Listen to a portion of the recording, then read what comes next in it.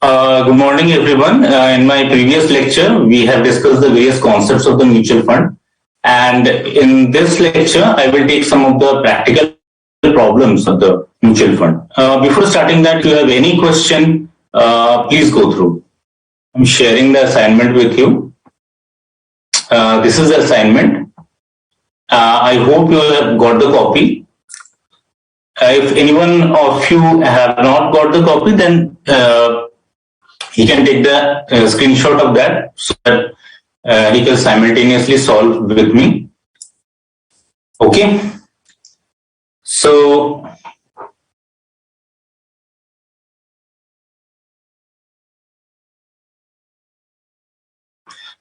yes, in this SFM classes, I have tried to explain the concepts of the mutual fund, every aspect of the mutual fund. I will take some practical problems also. So whatever theoretical concept we go through and whatever practical problems we solve, if you go through it very diligently, I think you will definitely do well in the examination. That's all I can say.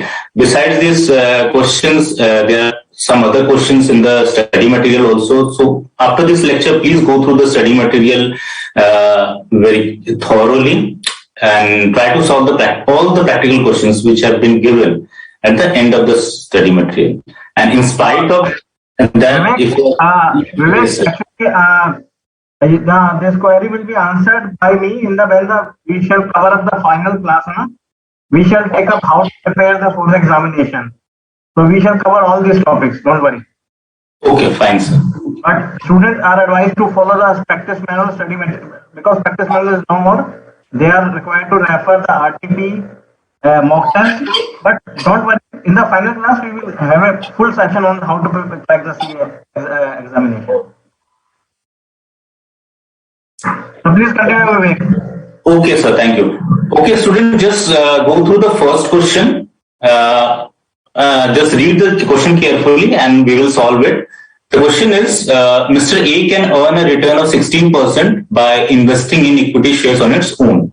So now he is considering a recently announced equity-based mutual fund scheme in which initial expenses are 5.5% and annual recurring expenses are 1.5%. Is how much should the mutual fund earn to provide a return of 16%? So if the mutual fund wants to give a 16% return, it has to earn a higher return because it has to cover some of its expenses also. So the return of the mutual fund should be higher of the whatever A is earning, that is 16%. So let us try to solve this problem. Just stop sharing it.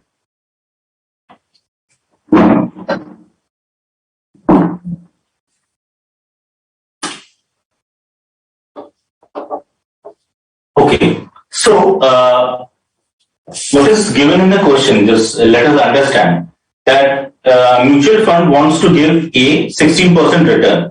Now, how much it should earn, the mutual fund should earn to provide a return of 16%, and before that it has to cover its expenses also.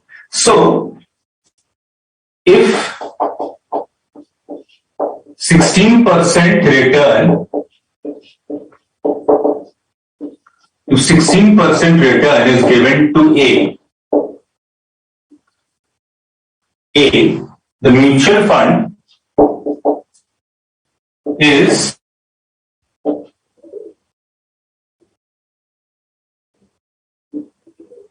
or you can say the mutual fund will earn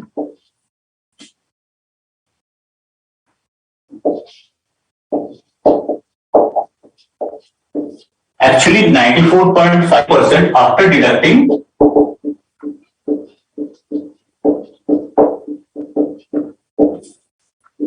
initial expenses. After deducting initial expenses of 5.5%. Because after deducting 5.5%, whatever remains with the mutual fund, that is 94.5%. This is after giving the after deducting the initial expenses. Now mutual fund has to earn more. So before deducting the initial expenses, how much should the mutual funds return? So the mutual funds return before deducting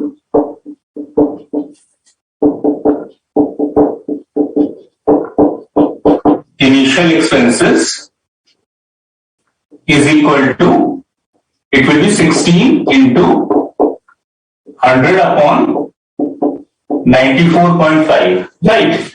Because after deducting it is 94.5%, so before deducting it should be 100 upon 94.5. So let us see what is the amount which is coming, is 16 into 100 upon 4.5. So it is coming to 16.93. Okay. Now, mutual funds return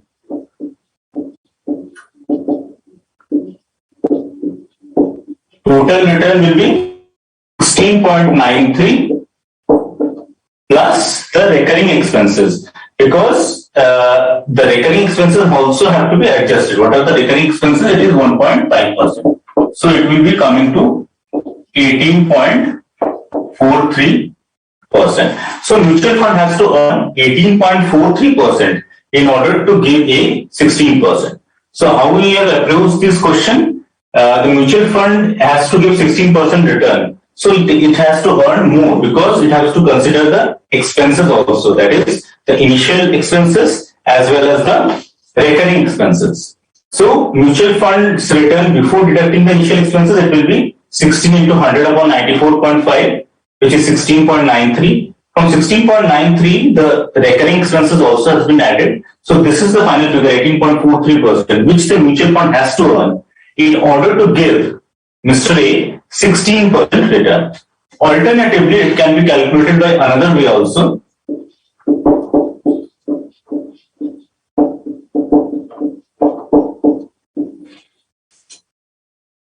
So let us suppose return of A is, you can say R1, and return of mutual fund is R2. Okay, so mutual funds return will be 1 upon 1 minus initial expenses into R1 plus recurring expenses.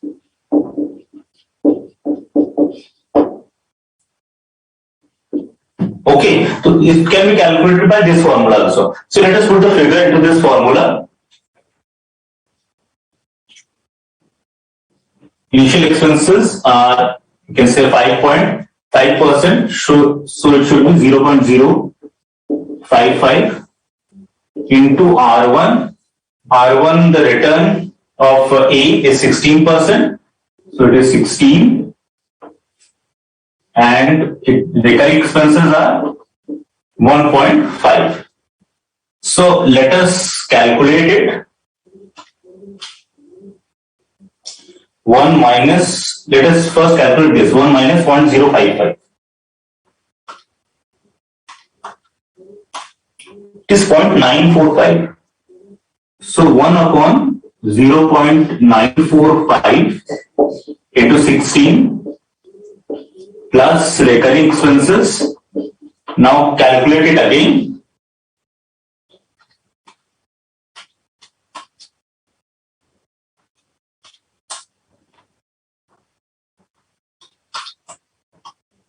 So it is coming to 18.43. So it is coming to 18.43. So by both these methods, the answer is the same. You can either calculate with the first method, which is a more simplistic logical approach, and you can alternatively calculate it by this method also by putting the figures into this formula. That is 1 upon 1 minus initial expenses into R1 plus recurring expenses. So any questions, any query relating to this?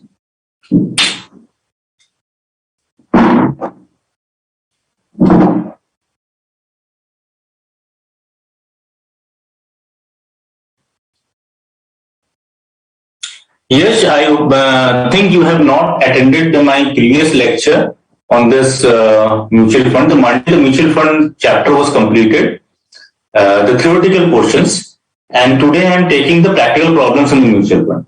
Okay, fine. So I hope you have gone through it. Any further questions in regard to this? Otherwise, I will proceed further to the next question.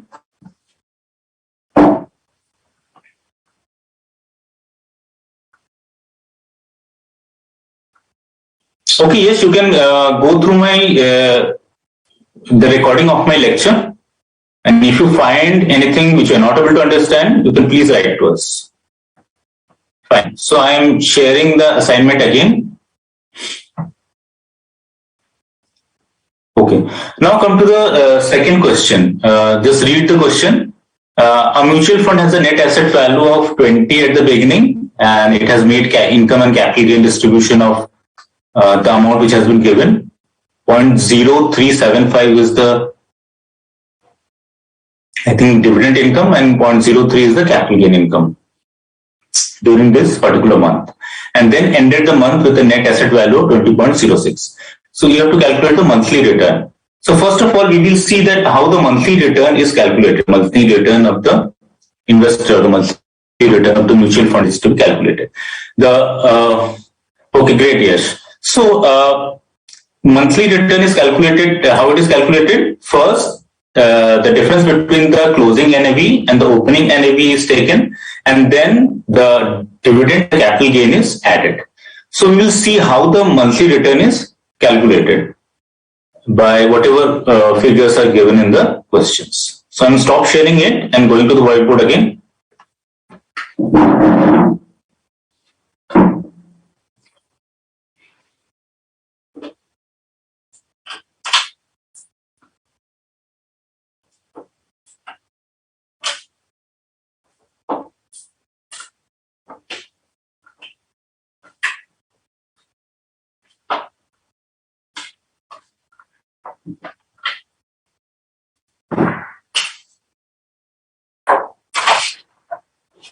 So this is the second question of your assignment. Now, how monthly income, or how you can say the monthly return is calculated. The monthly return is calculated by a very simple formula. First, what should be the return? If the closing NAV is more than the opening NAV, obviously it will be a profit, or you can say income to the investor or the mutual fund.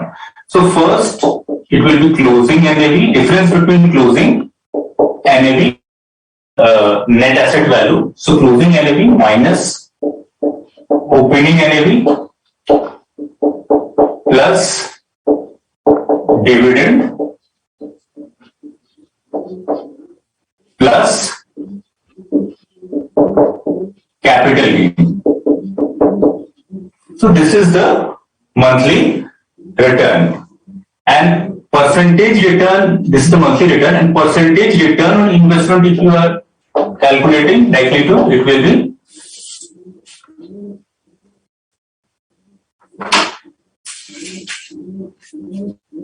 monthly return on investment, then it should be divided by the opening NAV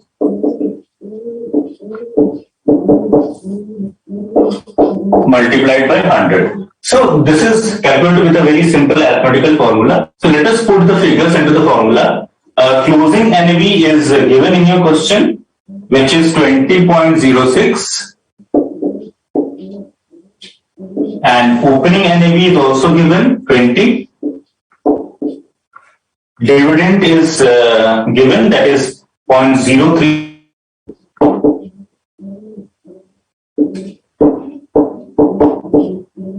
Capital gain is also given 0.03. And what is the opening NAV? Opening NAV is 20 into 100. So closing NAV minus opening NAV plus dividend income plus capital gain upon opening NAV into 100. That will be the percentage monthly return on investment. Let us calculate it.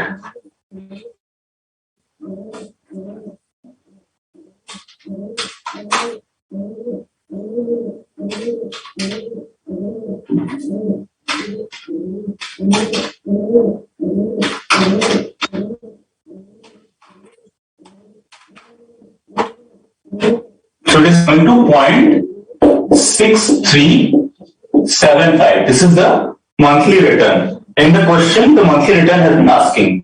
If the yearly return is asked, then yearly return can also be calculated.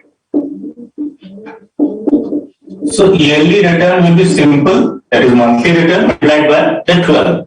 So it will be 0.6375 multiplied by 12. Let us calculate this also. It is 7.65. So 7.65 is the yearly return and this 0.6375 is the monthly return. So how we have approached this question? The question asked about the return on the monthly return, that is the percentage monthly return on investment. Investment is rupees 20 because the NAV is 20 at the beginning. We have to calculate how much we have earned by investing in the mutual fund. So it will be formula is closing NAV minus opening NAV plus any dividend income which has been earned from the mutual fund, any capital gain, any appreciation in the net asset value, that is the you can say capital gain, divided by the opening NAV into 100. So monthly return is coming to 0.6375. We multiplied it by the 12, we will get the yearly return, which is 7.65. So this is a very simple question in which the monthly return is calculated.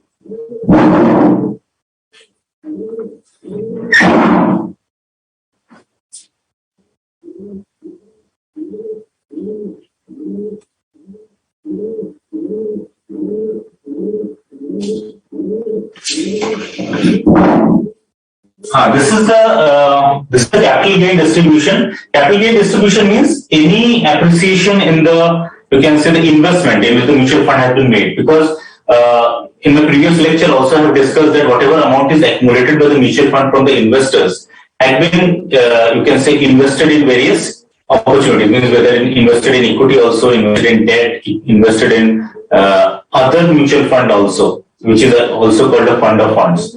So whatever appreciation is there, what is the appreciation in the prices is there, when the market value is there, that is actually the capital gain. So that capital gain is sometimes, the appreciation is distributed to the investors also. So this is what is capital gain distribution is. Dividend is also been distributed and any appreciation in the value of investment is also shared with the investors.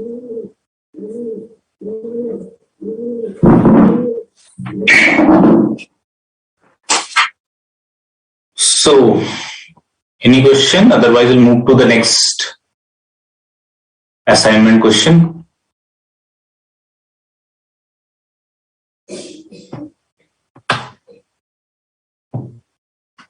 Okay. Now come to the third question. I'm proceeding step by step. First, you try to understand how to calculate the monthly return. Then I will come to the questions on NAV also. Now let us read this question and try to understand and how shall we proceed with this question. Third question is, an investor purchased 300 units of a mutual fund at 12.25 per unit on 31st of December 2019. Okay. And on 31st December 2020, he has received 1.25 as dividend and 1 rupees as capital gains distribution. Okay. And what you are required to do, required to calculate the return on investment. If the NAV on 31st December 2020 is rupees 13. So closing NAV at the end of the December next year is 13 and opening NAV is 12.25. And so how will you calculate the return? Closing minus opening plus dividend plus capital gain. Okay. And if you want to calculate the monthly return on investment, so that figure should be divided by the opening NAV and multiplied by 100. Okay. Second, as before going to the second point, let us calculate the return on investment first, because now you are conversant with how to calculate monthly return on investment. So let us calculate this first point first, and then we will move to the second point.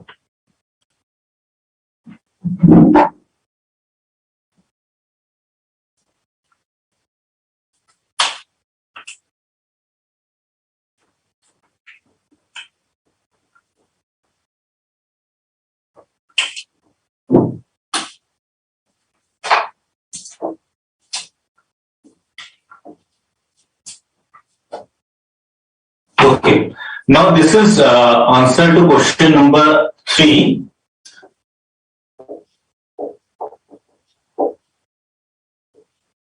Return on investment.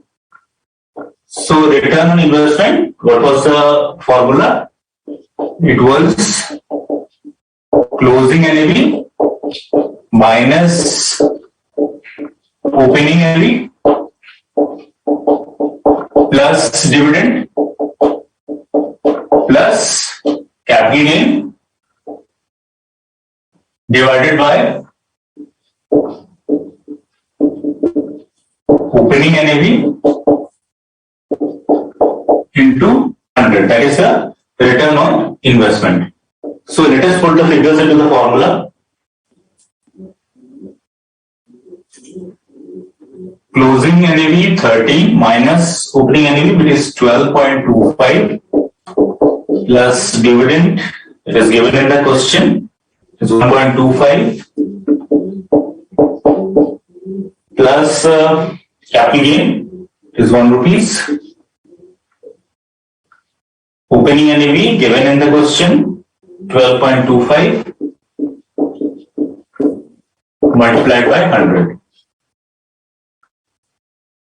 So it is coming to, let us calculate this.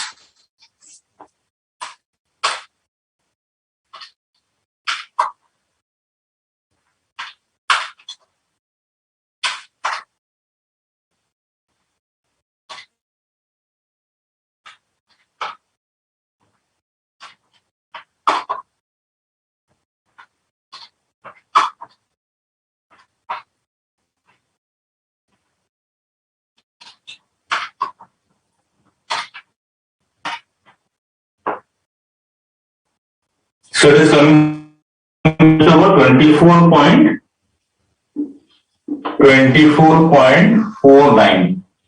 It's coming to about 24.49. So please check this figure at your end also.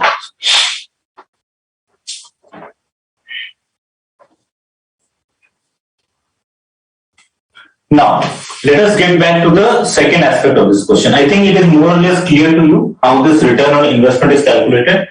Now, let us go to the second part of the question.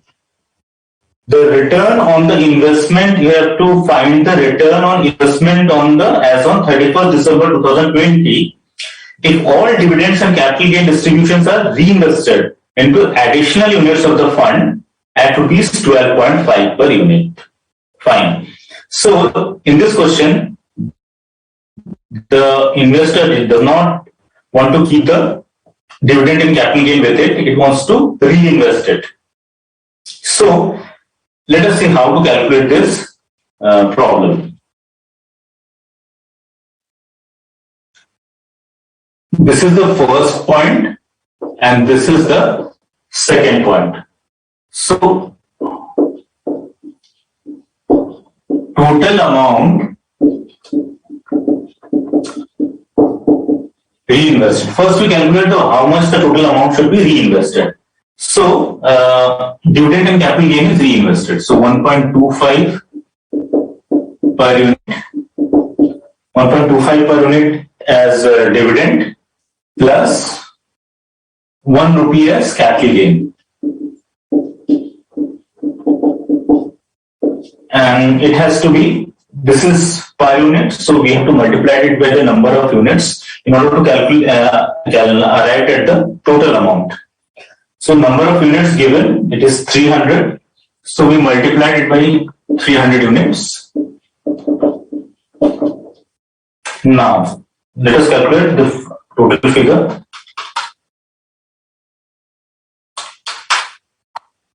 It's coming to 675. So total capital gain and dividend reinvested is rupees 675.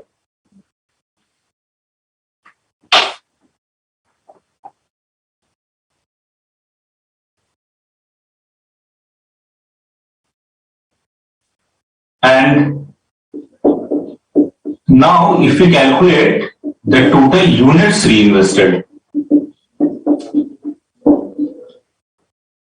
we have to calculate the total units which will be reinvested. It will be rupees 675, which is 675 the total amount of dividend and capital gain which has been reinvested by the investor. And this should be divided by the per unit, because in the second question it is given in the question itself that these units have to be reinvested at 12.5 per unit. So if we divide the total amount reinvested by the unit price, 12.5 per unit,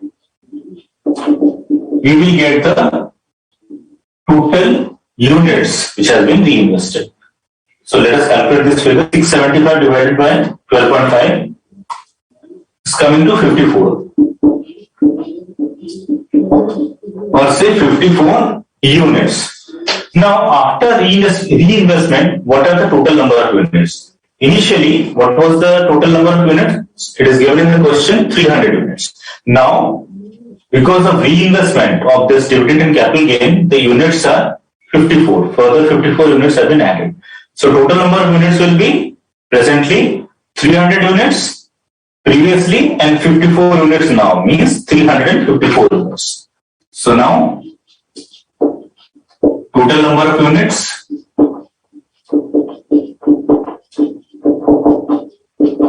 is 300 plus 54 is equal to 354 units.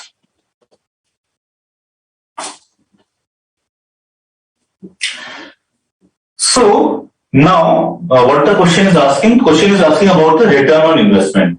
Since the capital gain and the dividend income has been reinvested, so the total return will be the difference between closing NAV and the opening NAV. Calculate the return. So return will be closing NAV. Closing NAV will be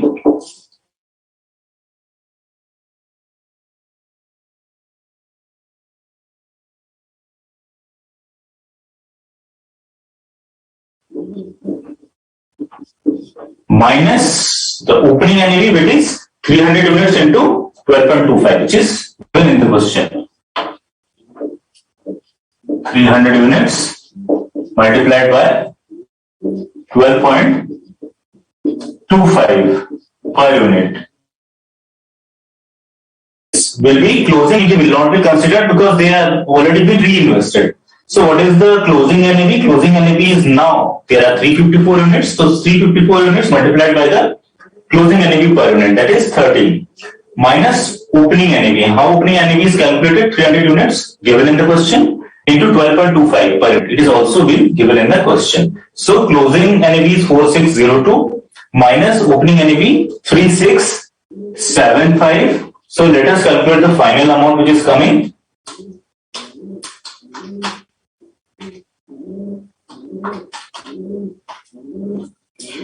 The final amount which is coming is 927. The final amount which is coming is 927. So let us calculate the return on investment. So return on investment will be 927 divided by the opening NAV, which is 3675. We have calculated this 3675 multiplied by rupees 100. So 927 divided by 3675 multiplied by 100. So it is 25.22. 25.22%. So this is the return on investment in the second aspect of the question. So how we have proceeded in the second aspect? I hope the first one is clear to you because it is more or less repetition of the previous question. Let us understand the second aspect, how we have proceeded. What is the second aspect of the question is telling? Second aspect of the question is telling that the investor do not want to receive dividend and capital gain. It wants to reinvest it further into the mutual fund units. So how we will proceed in this question? First of all, we have to calculate the total amount which has to be reinvested. How we will calculate? The per unit dividend and capital gain is given. It is given in the question. We will multiply it by the number of units. So we get the total amount, that is rupees 675, which is the total amount which has been reinvested by the investor into the mutual fund. Now we have to calculate, second step, we have to calculate the total units which have been reinvested. How we will calculate it? The total amount reinvested we have arrived at, rupees 675, divided by the number units at the unit which has been the dividend and capital gain has been reinvested. It is given in the question, 12.5. So 675 divided by the 12.5, the amount arrived at is 54 units. So 54 units are reinvested. Now what are the total number of units? Initially it was 300 units, now there are 54 units, so total number of units are 354. Now we calculate the return. In the return will be closing NAV minus opening NAV. Dividend and capital gain will not be considered. Why? Because these have been already reinvested. So closing NAV minus opening NAV, we calculated 4602 minus 3675. The amount was 927. 927 is the return. That is closing NAV minus opening NAV. We calculate the return on investment, that is the return upon the opening NAV multiplied by 100, which is 25.22%. 25.22% is the yearly return in this case. Any question on this? Any doubt?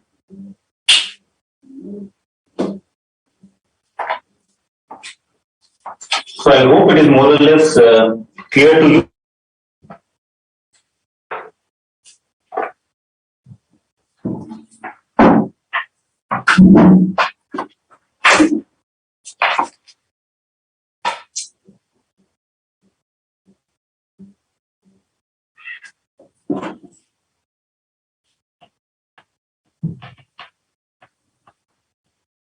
So let us proceed to the next question.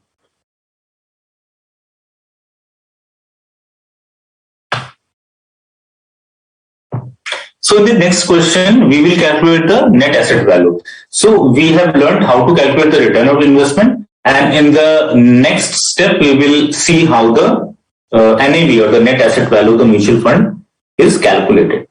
So let us see what has been given in the question.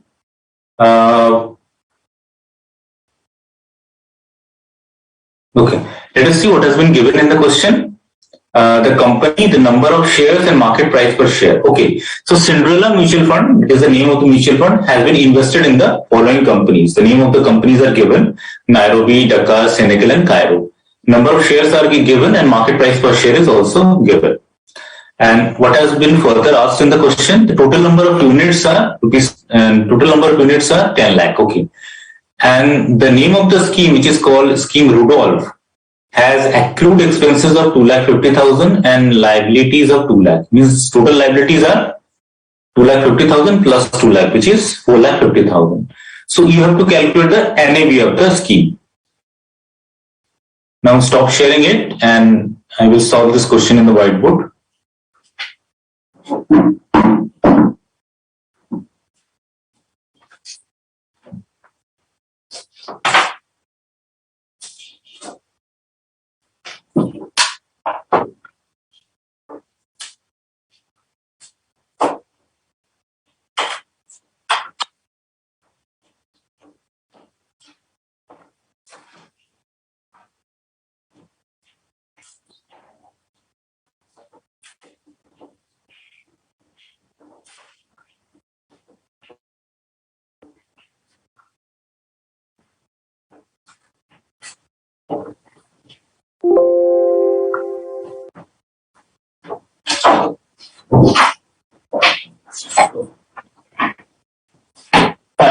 So let us come to the fourth question.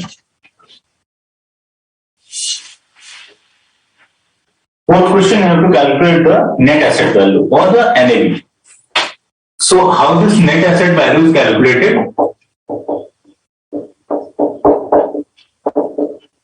What is the net asset value? Net asset value simply means the current market value of the investment, because what the mutual fund does, it accumulates, or you can say the funds from the various investors and invest in various profitable investment opportunities, equity, debt, and other mutual funds. So whatever their current market value is, that denotes the net asset value. So net asset value is calculated as net assets upon number of outstanding units, or number of units. Or net assets means assets minus liabilities. So assets minus liabilities upon number of outstanding units. Now calculate this question. Name of the company is given, number of shares is also given in the question, market price per share given in the question, and it will be value of investment.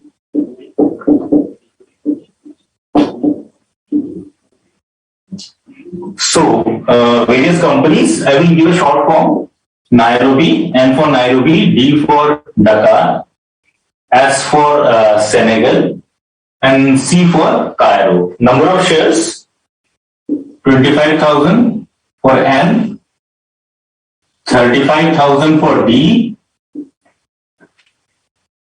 29,000 for S, and 40,000 for C.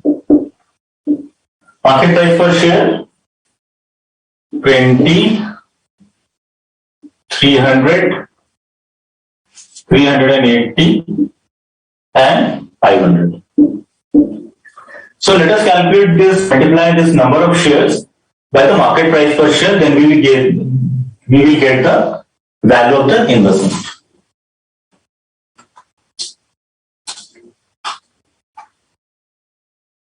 Is 5 lakh. Let us calculate it for D.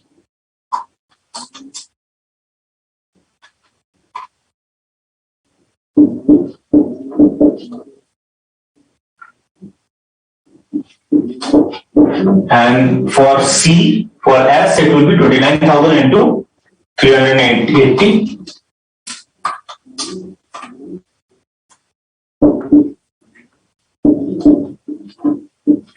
And for C, it is 40,000 multiplied by 500. So it is about 2 crores. So we calculate the total value of this investment. Let us add all these figures.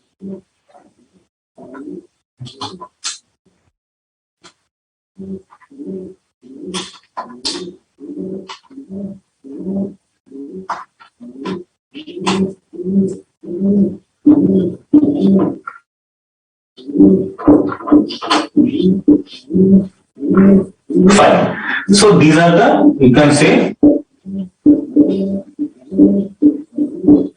total assets, and there are some liabilities also. If you can go through this question, that liabilities are accrued expenses of 2,50,000 and other liabilities of 2 lakh, which is given in the question.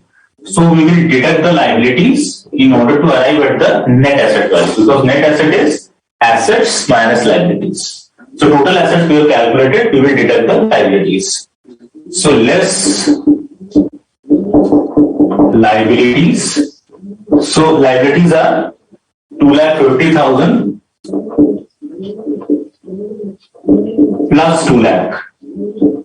It is 4,50,000.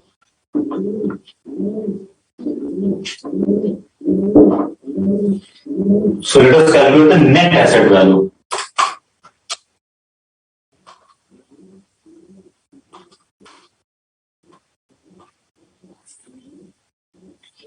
Is 4 crore 15 lakh 70,000. So net asset value is 4 crore 15 lakh 70,000. This is the net asset value. You have to calculate the net asset value per unit. You can calculate the NAV per unit also. So NAV per unit will be this, the total NAV figure 41570000 divided by the, let's say, number of units. So number of units are is given in the question 10 lakh.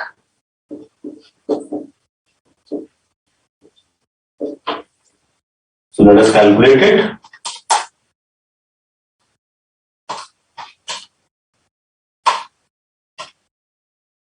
So it is coming to about 41.57. 41.57. Final figure is coming to 41.57.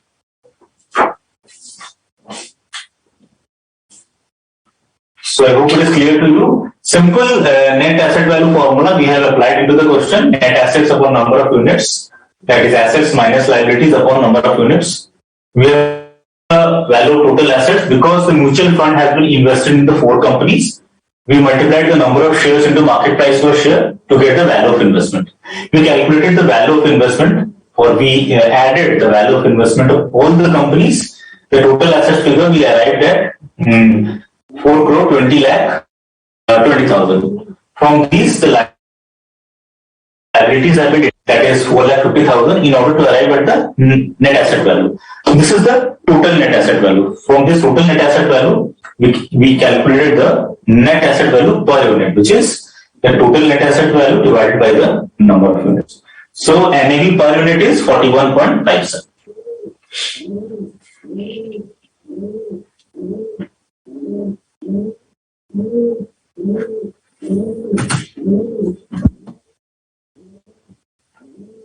Yes. Today the mutual fund will be actually taken, because all the practical problems of mutual fund today I will be taking. Because the theoretical aspect has already been covered in my previous lecture. Okay. I hope it is clear. Very simple question, NAV.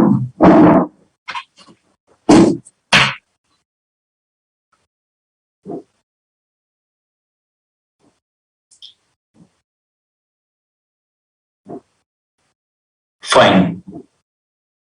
So let us proceed to the other questions. Now come to question number 5.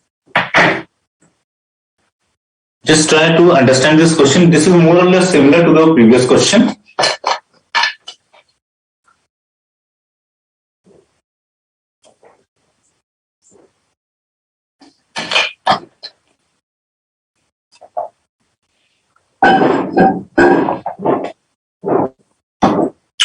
In this question, the figures of 1st February and the 2nd February both are given. That is, the market price per share is given. Total units, it is given in the question 6 lakh. And you have to calculate the net asset value on 1st February 2019. So let us calculate the first aspect first, because it is easy. It is similar to the previous question. Then we will come to the further points. And stop sharing here.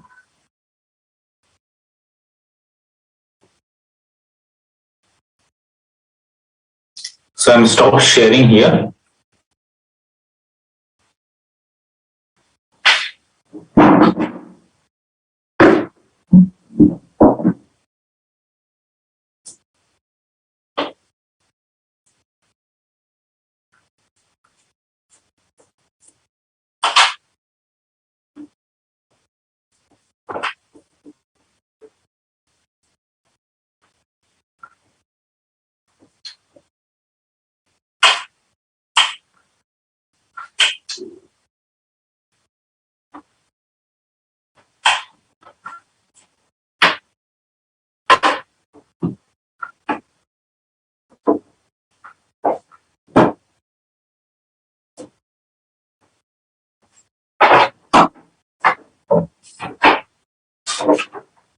Okay.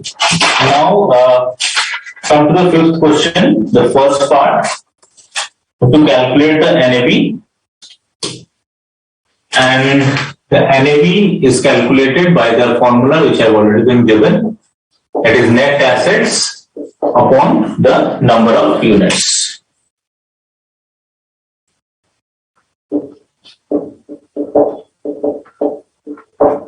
Assets upon the number of units. Now calculate the NAV as on 1st February. So calculation of NAV on 1st of February 2019 in a tabular format, which we did in our previous question. So company, number of shares, market price per share, and the last column will be the value of investment.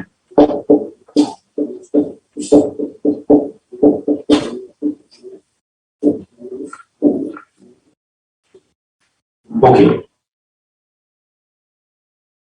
Now M, N, and P. Number of shares given in the question: 20,000, 30,000, 20,000 for N, and again 60,000 for P. Now let us put figures of the market price per share as on first 20, 312.40, 61.20, and 505.10. Okay. Now multiply this figure, number of shares multiplied by market price per share, the value of investment.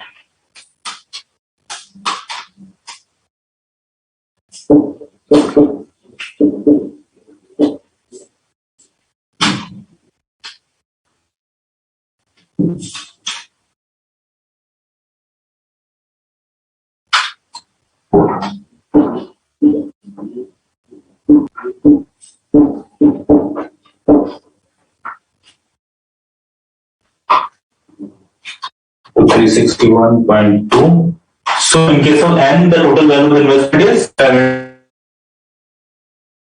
72 lakh. Let us, in case of P, 6,000 multiplied by 505.1. Now calculate company B, the value of investment, number of shares into market price per share. 60,000 multiplied by 505.1.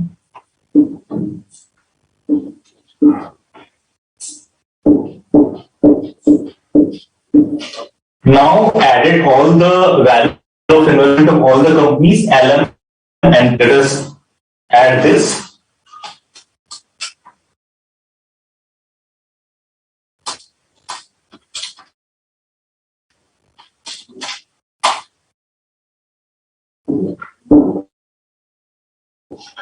$47 lakh, 4 crore is coming to 4 crores 73 lakh and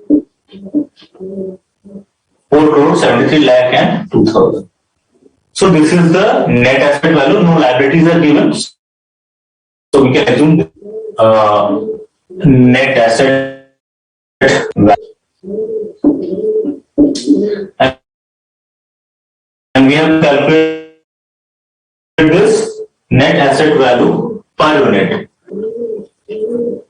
NAV per unit is equal to this total NAV 4730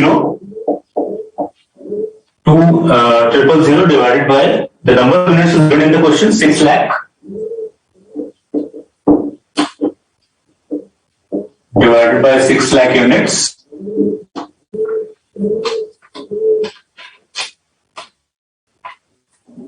This is coming to about 73.84, 78.84 is the NAV per unit. So So this is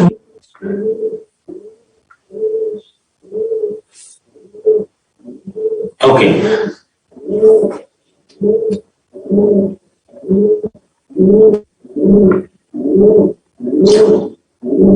Anamita, I will come to your query in a short while. Okay, let me solve this one first. We have calculated the first aspect. Let us come to the second aspect.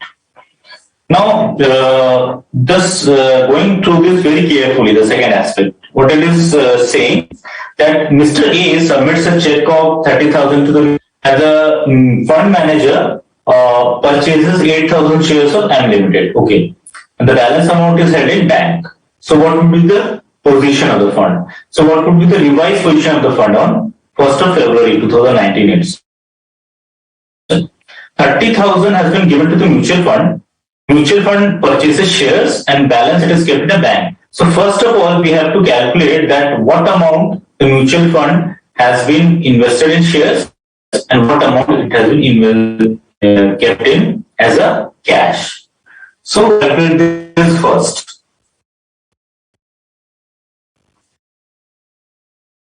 Now,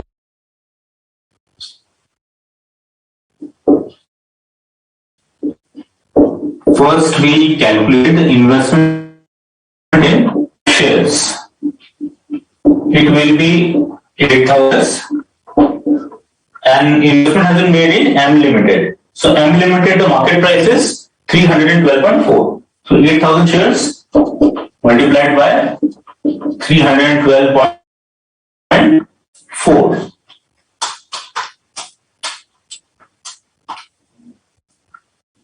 24,99,200.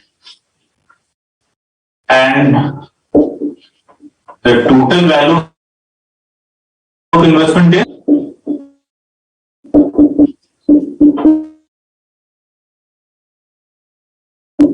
30 lakh.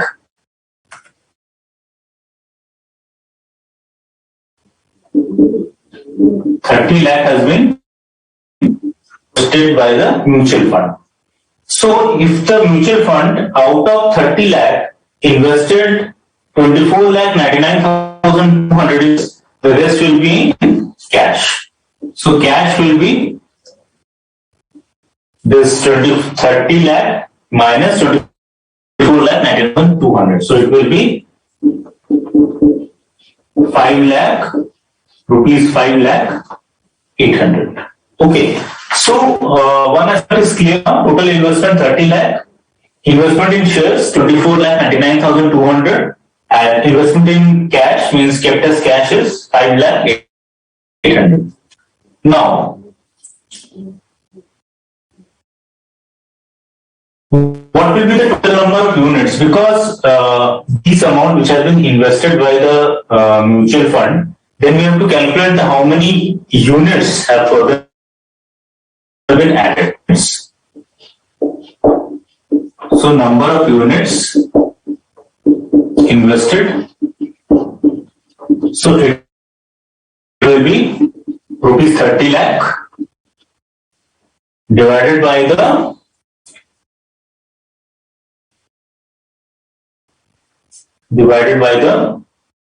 this NAV divided by the NAV, because now the NAV is 78.84. This is the price at which the investor will purchase the units. So 78.84.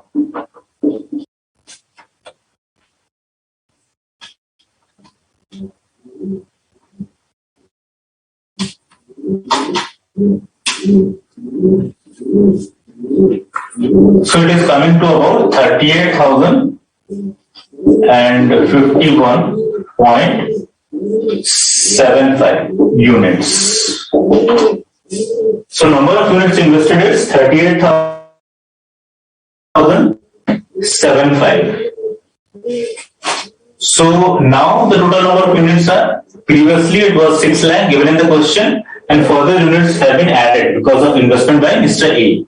So now the total number of units are now total number of units is equal to, previously it was 6 lakh, now it has been 38,051.75. So let us calculate it.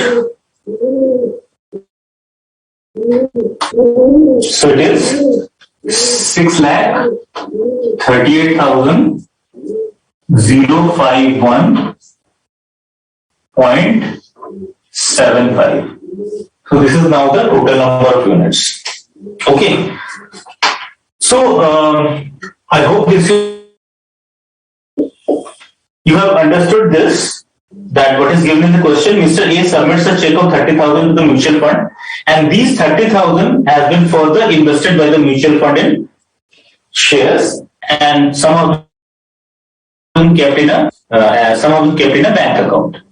Now it has not been given in the question that what amount has been invested and what amount has been kept as cash. So we calculated it in 8,000 shares in M Limited. The share price in M Limited is 312.4. So we multiplied 8,000 shares into 312.4. We get 24,99,000 amount invested by mutual fund in shares, which he got out of the total amount of 30 lakh. So remaining amount in cash will be 30 lakh minus this 24,99,200, which is 5,08,000. This is the cash amount kept in bank. Now, the number of units which has been invested.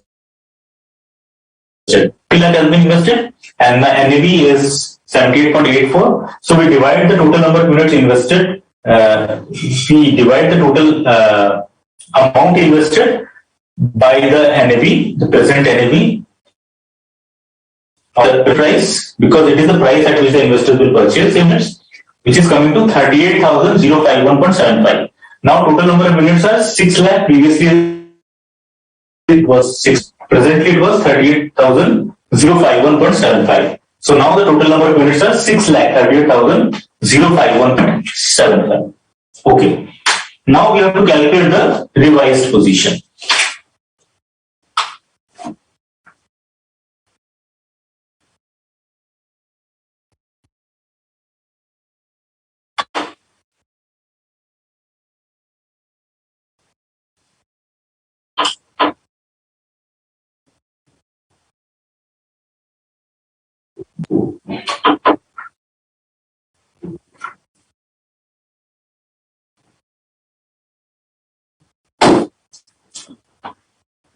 So I'm wrapping it. This is the second aspect of the question, not the first aspect. This is the second aspect of the question.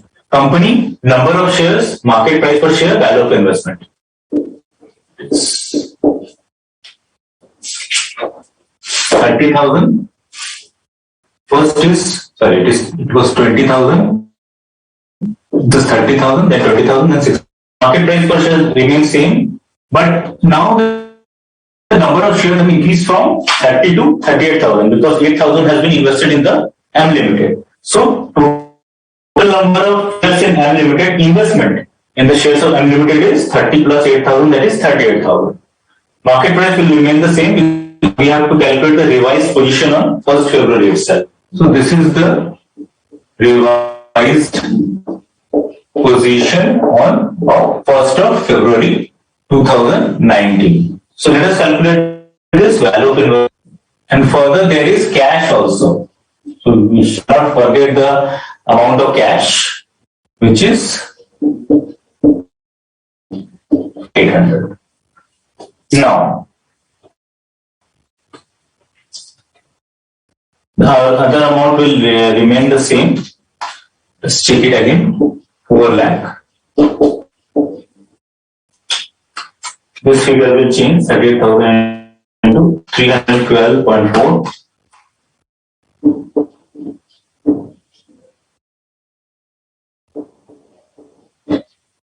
Then 20,000 into 360.2.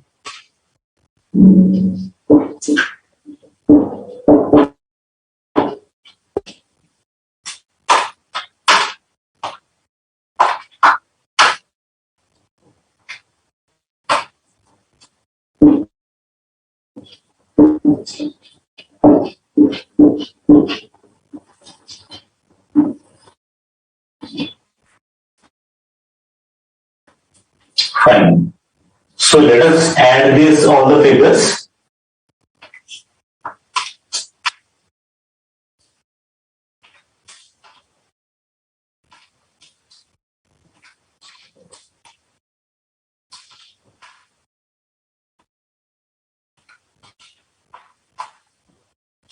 Is coming to 5030 to 000. 5030 to 000. So I also please check at your end. So this is the revised position of the first level. So the minor adjustment is that 8,000 shares, now there are 8,000 shares, and there is a cash balance. So we have calculated the first two aspects. Now let us go on to the third aspect of this question. So what is the third aspect is asking? Find the new net asset value of the fund as on 2nd of February 2019. So we have calculated till now the net asset value on 1st February 2019. Now let us calculate the net asset value as on 2nd February 2019. So the number of shares will remain the same. I am rubbing this market price per share.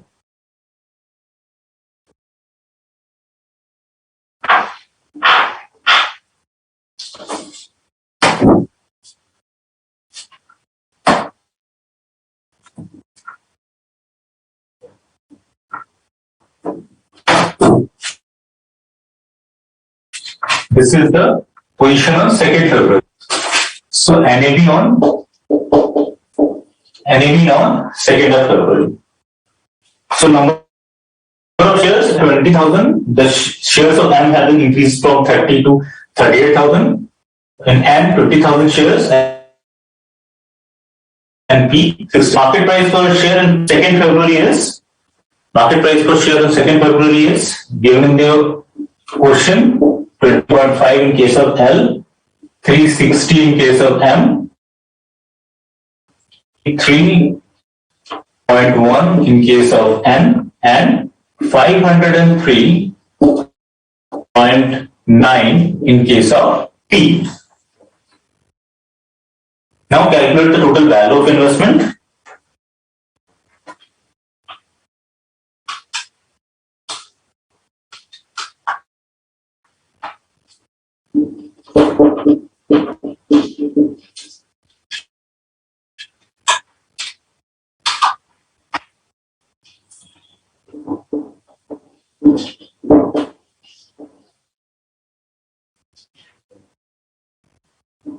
Okay.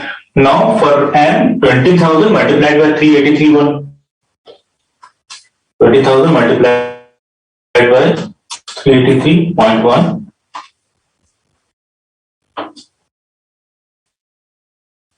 76,62,000.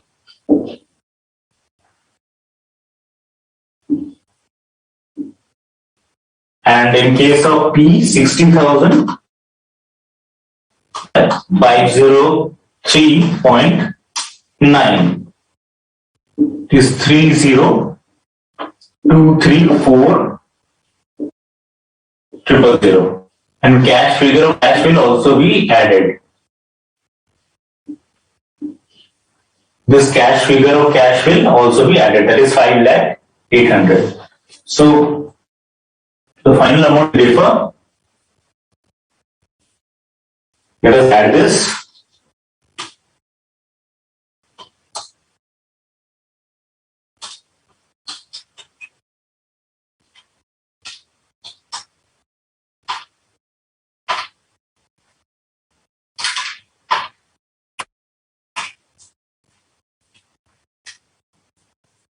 So it is actually 5 crore 24 lakh 86,800. So the NAV, total NAV which is coming is 5,40,000. 5 crore 24 lakh 86,800. We will calculate the NAV per unit. Let us calculate this.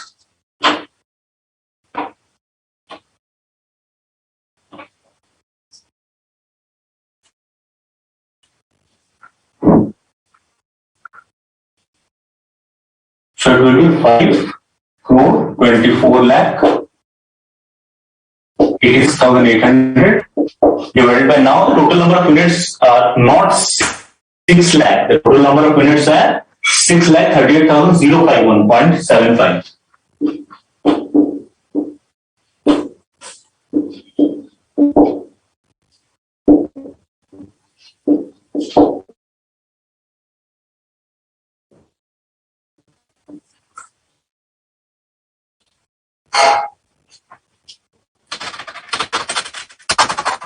Is actually coming to 82.26. 82.26.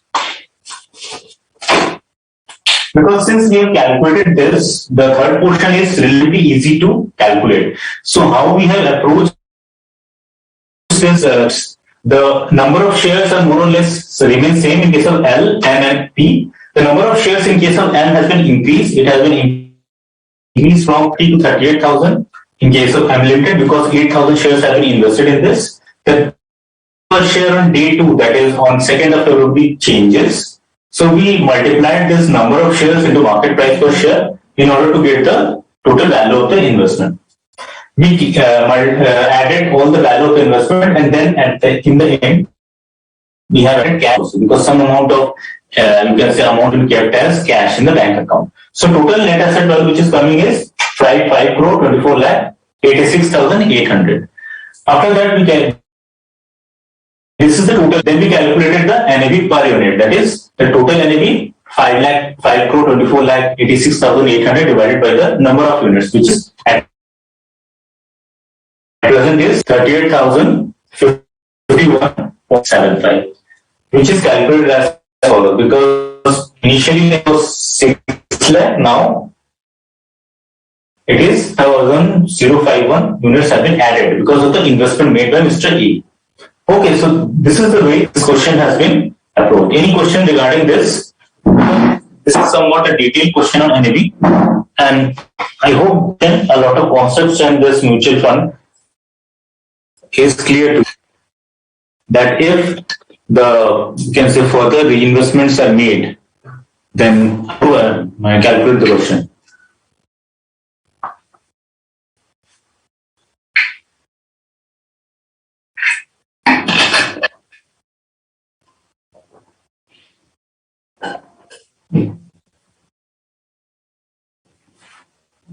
Now, one question which Namita was asking, that in closed-ended scope, investor can exit by selling in the stock market. What happens is that the closed-ended schemes are actually traded in the stock market. But technically, it is very difficult to sell these shares in the secondary market. The reason is that the closed-ended schemes are very highly illiquid. Very few or practically almost no trading takes in this closed-ended schemes. So it is almost very difficult to exit out of the secondary market in case of closed-ended scheme. You as an investor can exit from the closed-ended scheme only in case of when the redemption period is over. For example, if the scheme is issued for 3 years, then at the end of the 3 years, you can get back your money and exit out of the scheme.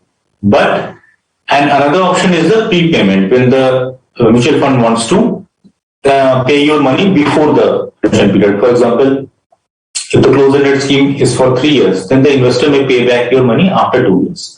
So in case of prepayment and in case of when the closed-ended schemes are, period of the closed-ended schemes expires, only in these two situations practically you can exit out of the schemes, because in the secondary market it is very difficult to exit in case of closed-ended schemes.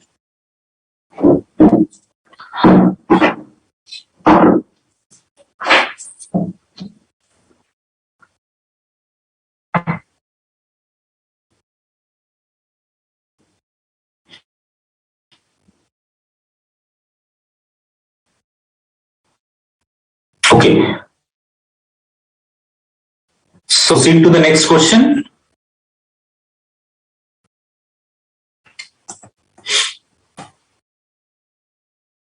Okay. Now come to question numbers, and this is a slightly different question from the previous question. We have proceeded sequentially. First, we have taken how to calculate the return. Then we taken the question and the net asset value. Then how to calculate the net asset value when funds are made during a particular period. Now we will calculate or do the questions on the effective yield. Let us read the question first, try to understand it, and let us first understand how to approach this question. In this particular question, Mr. Sinha has invested in 3 mutual funds. Okay. And these 3 scheme X, Y, and Z say. Date of investment is given, the amount of investment is given, which is the initial investment. Net asset value at entry date means at the time of investment, that it is the opening NAV. So opening NAV is given. Dividend received is given because whatever investment has been made by the scheme, these schemes have provided dividends. So dividend received. Closing given. And you have to calculate yield on per annum basis. Students, what is, before understanding effective yield, you have to understand the yield also. Yield is basically the return, as you most of you must have known, that yield is basically the total return on the mutual fund. So what is the return on the mutual fund? We have calculated, that is the closing NAV minus opening NAV plus capital gain plus dividend. So first of all, we will calculate the total yield or the total return, which is difference between closing NAV and the opening NAV, and plus dividend received, because in this case dividend received is also given. That will be the total return. And then after calculating the total return and the total yield, I invested the effective yield on per annum basis. So let us try to proceed this in a special manner.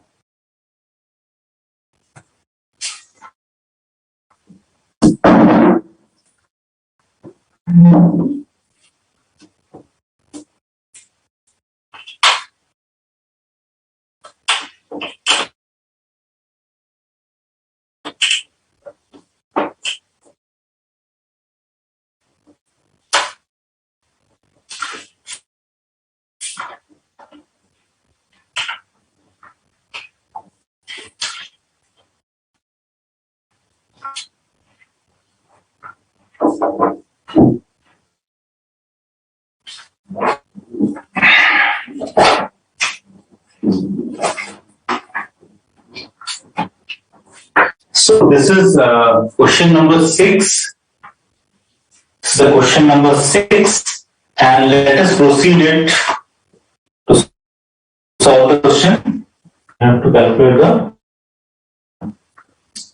scheme X, scheme Y, and scheme Z. And what is the initial investment?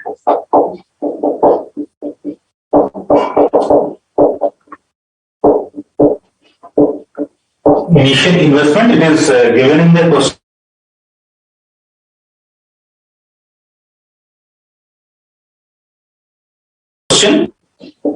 Rupees 1 lakh in case of Y, and rupees 50,000 in case of Z. And opening NAV is also given, which is the opening NAV per unit, which is 10.5 in the case of X, 10 in the case of Y, and 10 in the case of Z also. Now, initial investment and opening NAV is given. Whether you can calculate the number of units also, the answer is yes. Let us calculate the number of units. Number of units invested, you can say.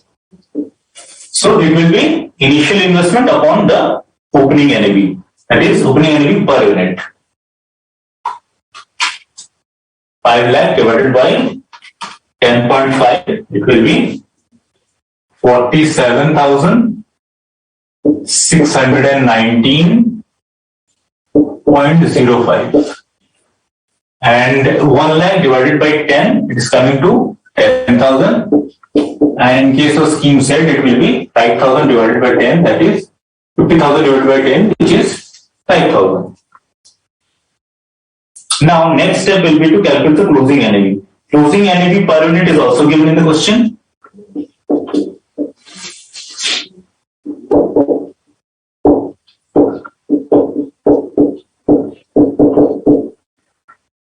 Which is 10.4 in the case of X, 10.1 in the case of Y, and 9.8 in the case of Z.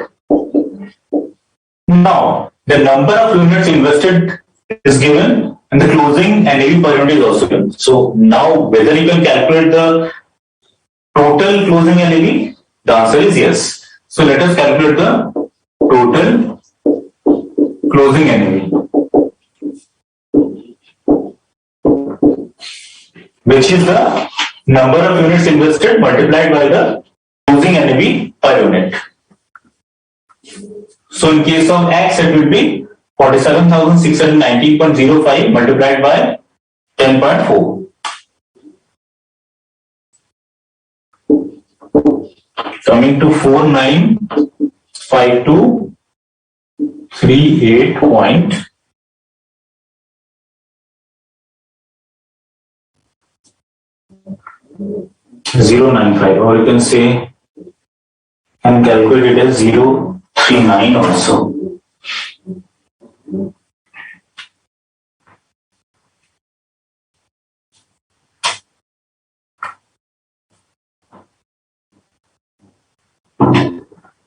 Just a second, 47,619.05 multiplied by 10.4 is coming to 4,95,238.12.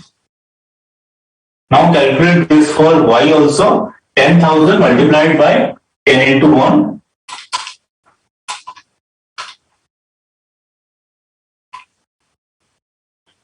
One lakh 1,000.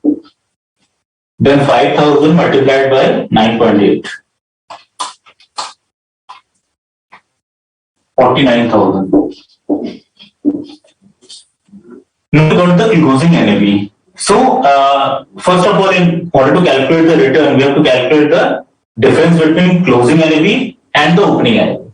So, first of all, let us calculate the difference between closing and opening NAV.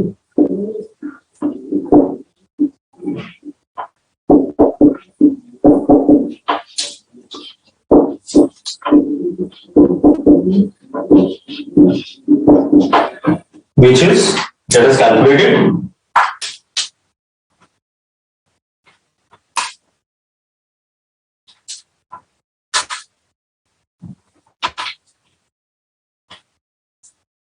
Coming to 4761.88. This figure is in negative because the closing NAV is less than the opening NAV. So let us calculate it for Y also. Difference between closing NAV and the opening NAV, that is 1,01,000 minus 1 lakh. So this figure is positive 1,000, and for Z, closing NAV 49,000 less 50,000, that is the opening NAV. Opening NAV, we can take the initial investment as the total opening NAV. So 9,000 minus 50,000, this figure is also coming in negative because the closing NAV is less than the opening NAV. So return is in the negative now. But the dividend figure is also given. So we will add the dividend also. Add dividend received.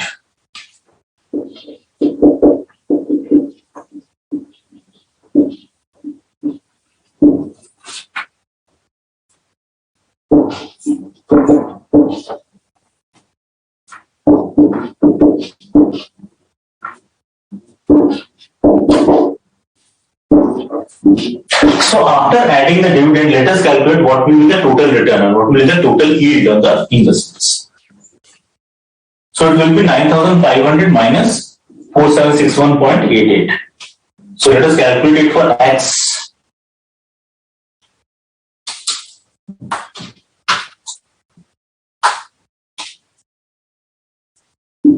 So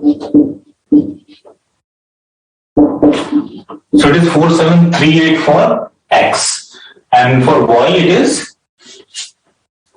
1000 plus 1500, it is 2500. Y. In case of X, minus 1000 and dividend is nil, so the total yield will be in the negative. For Z, it is minus 1000. So this is the total yield. This is the total yield or the total return on the investments. Now from this we have to calculate the effective yield per annum. So how effective yield is calculated? Effective yield per annum is equal to total yield upon any initial investment multiplied by 100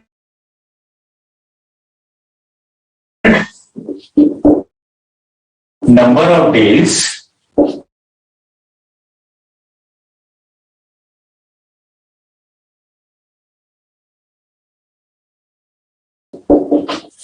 effective yield is calculated. That is total yield upon the initial investment. This is just like the return on investment which we have calculated in our previous question. Total yield upon initial investment multiplied by 100. 365 upon number of days investment held. Yield per annum, but effective yield for scheme X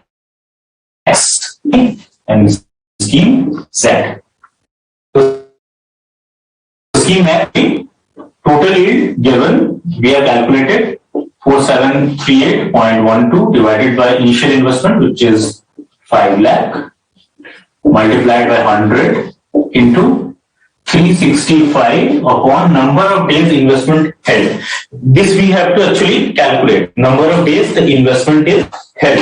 Which investment? The investment which Mr. Sinha has made in these three schemes. Investment is 1st of December 2018, and in the question, the effective has to be calculated on 31st of March to 31st of March 2019. The investment has been free for December 21 days, for January, for February it is 28 days, and for the month of December his investment date on 1st of December. So for December it is 31 days, okay. For January it is also 31 days, okay. For February it's 28 days, and for the month of May, which you have to calculate the effective yield, he is holding it for. So this 31 plus 31 plus 28 plus 2, 121. So this actually yield is for 121 days. We have calculated for 1 year. That is numerator, that is 365 upon 121. Now let us calculate this. It is coming to 2.86. It's coming to 2.86, the effective yield for scheme X. Let us calculate the effective yield per annum for scheme Y. Scheme Y, the total yield 2500, initial investment 1 lakh. So 2500 divided by 1 lakh into 100 into 365 upon number of days investment held. For X, let us calculate it for Y. We have calculated for X. Let us calculate it for Y. How many days the investment has been held? The investment in scheme Y by Mr. Sinha was 1st of January. So 1st of January. 31 days. For March, 31 days. So 31 plus 28 plus 31 is equal to 90 days. So investment has been held in 90 days. So this total yield return by investment is 2,500 for 3 days. But we have to calculate the yield 1 year, effective yield per annum. Therefore, 365 is the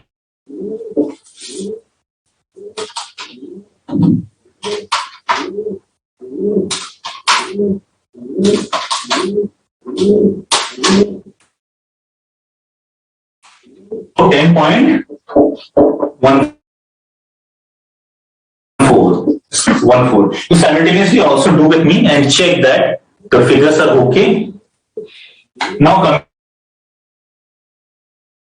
coming to Z, and in case of Z, what is the total yield in case of Z? The yield is in negative, and the initial investment is 50,000. Divided by number of days investment held. What is the number of days investment held? In case of Z, it is easy 31 days because investment has been made in the Z scheme by Mr. Sinha on 1st of March, and on 1st of March, and the NAV has to be calculated as on. So investment has been held for 31 days only in case of the scheme.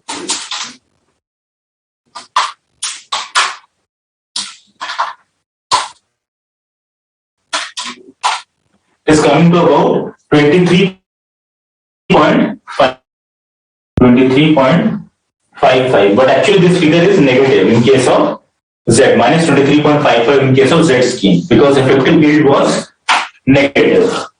So this way the question has been approached. So how we approach the question? In the questions, whatever figures or whatever amount has been given, we noted it. On that basis, we calculate the other figures also. For example, initial investment is given in the question in case of all the three schemes. Opening NAV per unit is given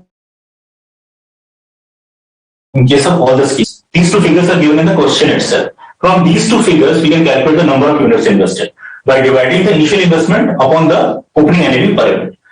So we got the total number of units invested in case of all the schemes X, Y, Z. Now, closing NAV, this figure is also given in the question. On this basis, these two figures, number of units invested and the closing NAV per unit, we can easily calculate the total closing NAV by multiplying this number of units into the closing NAV per unit. So the final figure we got closing NAV in case of all the three schemes X, Y, Z. Now, in order to calculate the total yield, first step is total yield or total return on the investment. The first step is to calculate the difference between the closing NAV and the has been calculated. We have arrived at is this.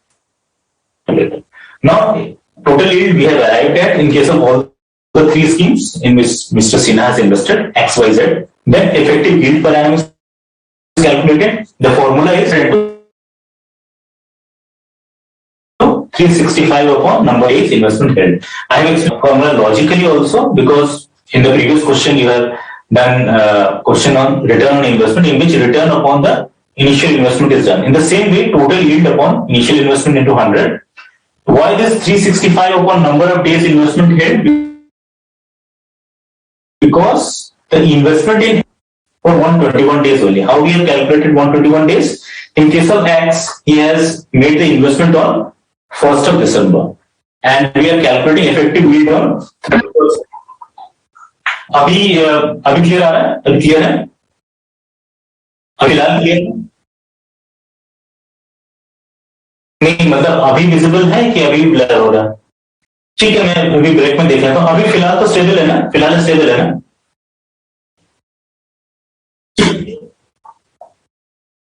ठीक है. Okay, now let us move on. So how we have calculated this up to total yield we have calculated on the basis of total yield.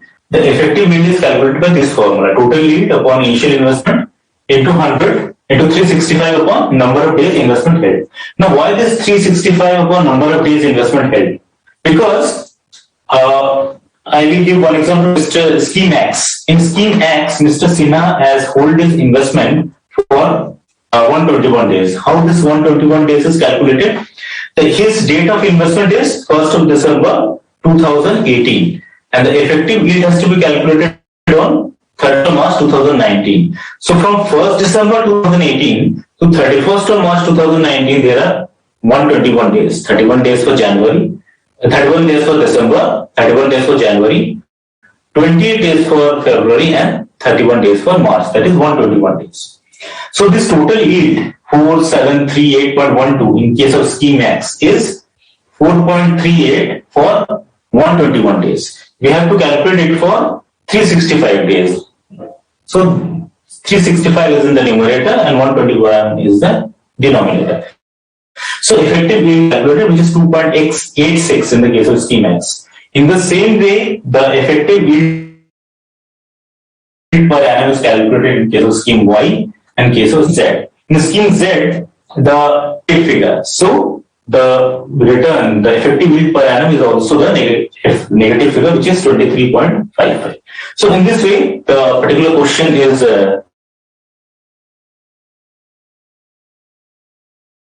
calculated. It will be more clear to you and some of this.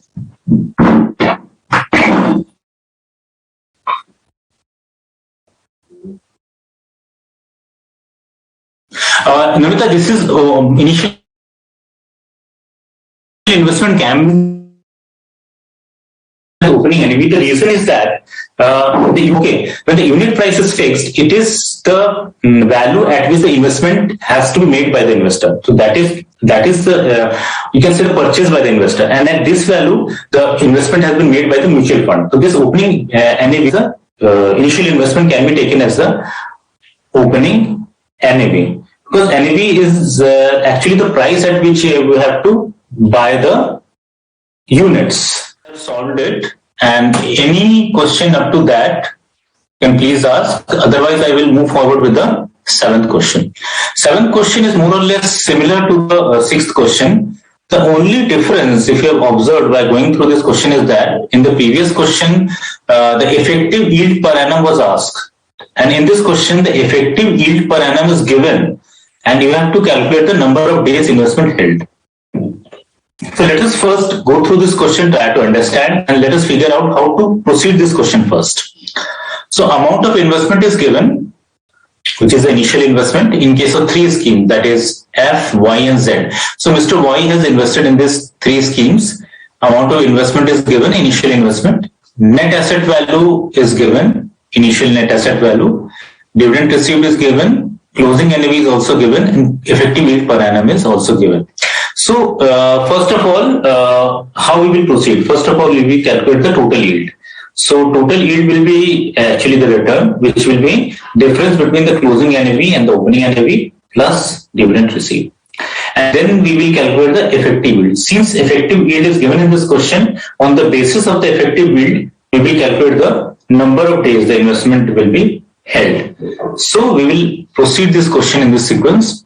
Let us solve this question.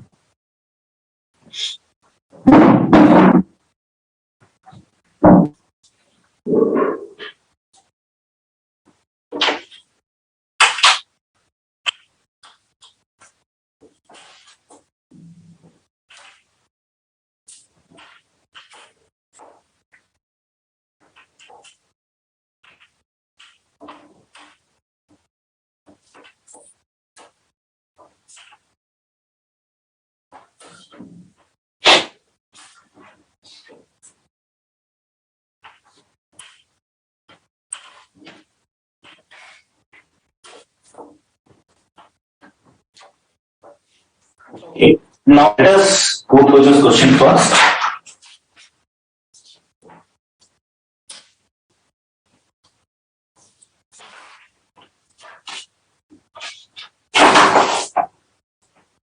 This is question number 7. So investment has been made by Y in three schemes, X, Y, and Z. Scheme X, scheme Y, and scheme Z. And initial investment, first of all, we will write the initial investment made in this three schemes. In case of X, the investment made is 2 lakh. In case of Y, it is 4 lakh.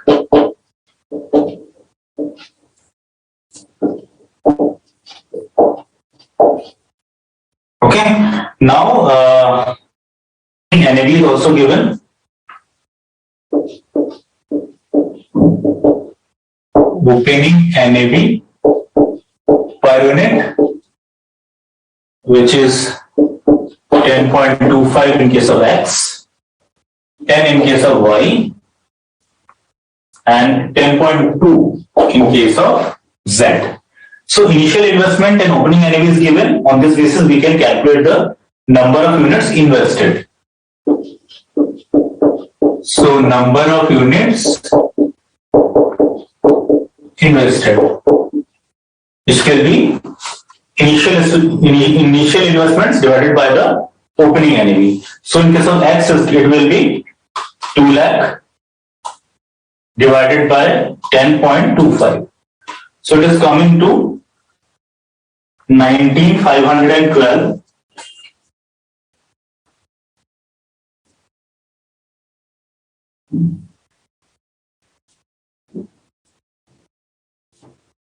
No, actually, okay. Opening NAV figures are net asset to the company. It will be 10.30. So scheme X, opening NAV is 10.3, and in case of Y, it is 10.10, and in case of Z, it is 10. So unit invested will be 2 lakh. In case of Y, X, it will be 2 lakh divided by 10.3, which is 19,417.48. 19,417.48. In case of Y, it will be 4 lakh divided by 10.1 is 39,603.96. And for Z, it is 20 lakh divided by 10, that is 20,000. So number of units invested, we have calculated in case of 3 schemes, scheme X, scheme Y, and scheme Z. Now, closing NAV per unit is also given in the question. Let us write down this first. Closing NAV per unit.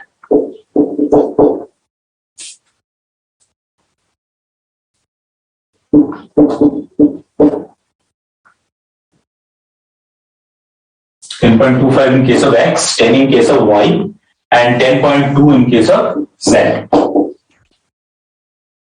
So total number of units invested given, total closing units, closing NAV per unit is given. On this basis, we can calculate the total closing NAV. Total closing NAV.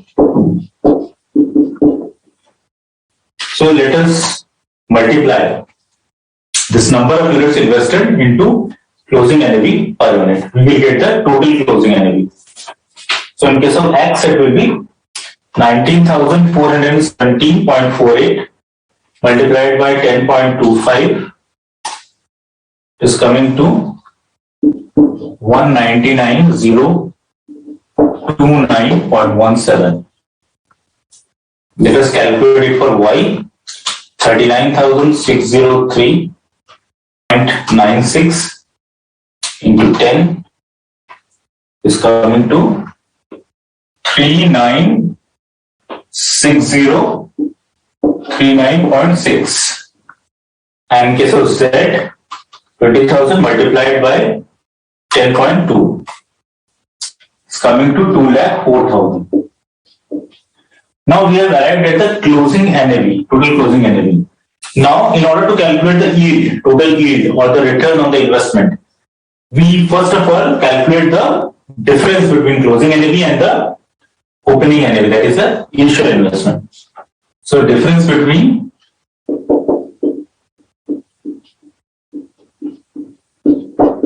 closing and opening.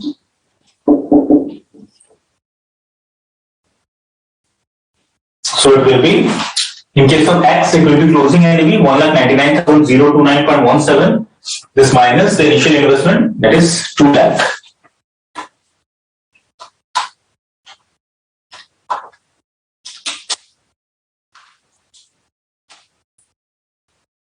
Is 970.83. It's coming to 970.83. In the same way, calculate it for Y. That is 39,603, 3,96,039.6 minus is 4 lakh. So this figure will be negative because closing NAV is less than this is the initial investment. So this figure is in negative. This figure will also be negative because closing NAV is less than the initial investment. So let us calculate the yield first.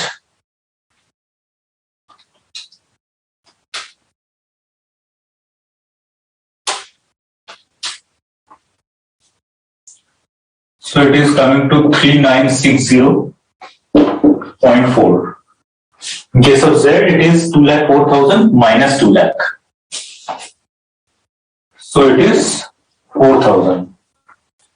So this figure is in negative also. Fine. So now dividend will be added in order to calculate the total yield or total return on the investments. So add dividend received 6,000 in case of X, 0 amount received in case of Y scheme, 0 dividend, and in case of Z, it is dividend of 5,000 has been received. So total yield of all the schemes will be just calculated.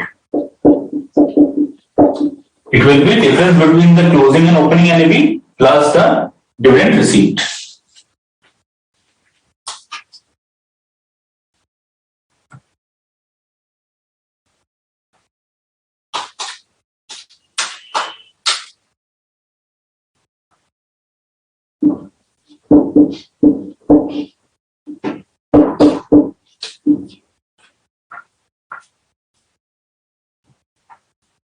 This figure will be negative 3960.4 because dividend received is 0 in case of Y. So this figure total yield in case of Y will be a negative figure, and in case of Z it is difference between opening and closing is 4,000 plus dividend received 5,000. So total yield will be 4,000 plus 5,000. It is 9,000. 9,000 in case of scheme Z. So this is the total yield. Now, you can see that from the question that the first 3 aspects of the question has already been covered. How? Let us see. Number of units in each scheme. The first point has been arrived at. Number of units we have calculated. How we have calculated? We divide the initial investment by the opening NAV per unit. So first aspect of the question is solved. Second aspect, what is asking? Total NAV as on 31/3/2018. So total closing NAV has also been calculated. How it is calculated? The total number of units invested multiplied by the closing NAV per unit. Third aspect of the question has also been calculated, that is the total yield. Total yield we have calculated. That is difference between closing and opening NAV plus dividend received. So these 3 aspects have been covered. The only leftover aspect which has to be calculated now is the number of days investment held. So if you can recall, in the previous question, you were asked to calculate the effective yield per annum. And the number of days was investment held was given in the question. But in this question, the only difference is that the effective yield is given. We have to calculate the number of days investment held. So let us see how this can be calculated. This fourth aspect. This can be calculated with the help of this formula. Effective yield per annum. How? Let us see. So how effective yield per annum is calculated? Effective yield per annum is equal to total yield divided by initial investment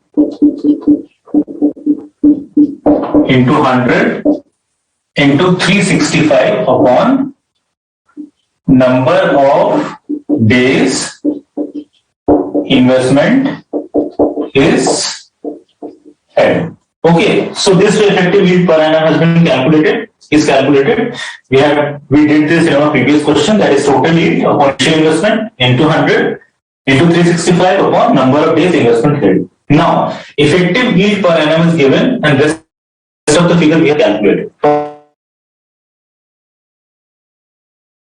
from this, yes. Let us see in case of all the schemes, scheme X, scheme Y, and scheme Z.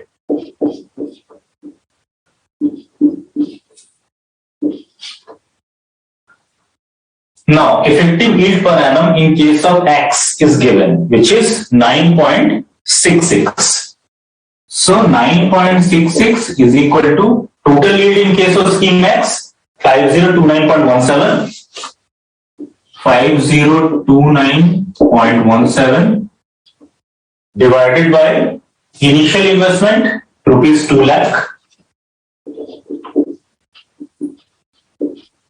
multiplied by 100 multiplied by 365 upon number of days investment held. So this number of days investment held can be taken as N.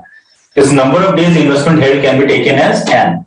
So from these figures, let us try to calculate this N, or the number of days investment held, which is actually been asked in the question. Now,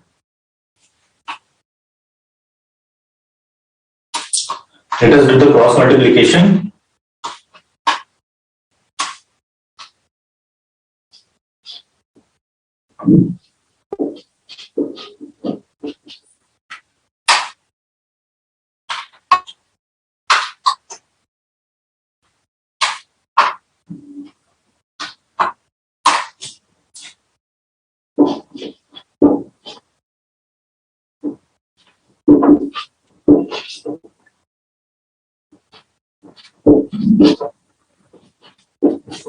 Okay, now calculate the amount of N.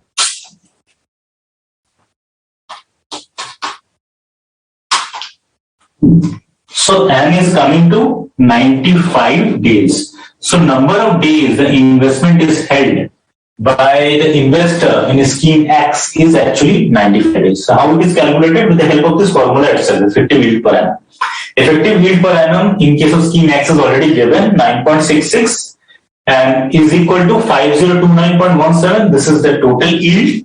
Now initial investment 2 lakh into 100 into 365 upon N. So this figure of N is calculated with the help of this formula. It is 95 days in case of scheme X. So the investor has hold his investment in scheme X for 95 days only.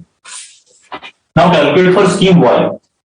In scheme Y, effective yield is given, which is a negative figure, 11.66, and total yield in case of Y is 3960.4 minus 3960.4 divided by initial investment in Y, 4 lakh rupees, multiplied by 100 multiplied by 365 divided by the N, number of days investment held in scheme Y, which we have to calculate. Now let us calculate this figure and arrive at value of N.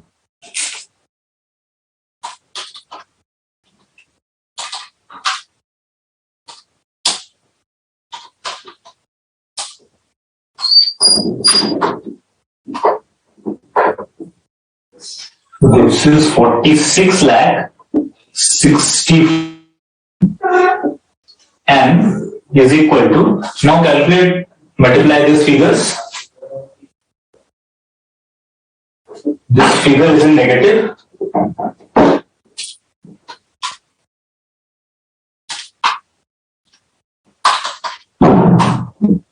So it is actually coming to 144,554,600. And this figure is also negative. Now calculate the value of N, which is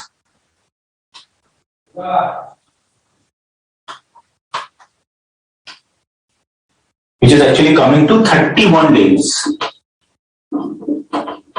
31 days in case of Y. So the investor is holding his investment in the company Y for 31 days. Now calculate it for Z.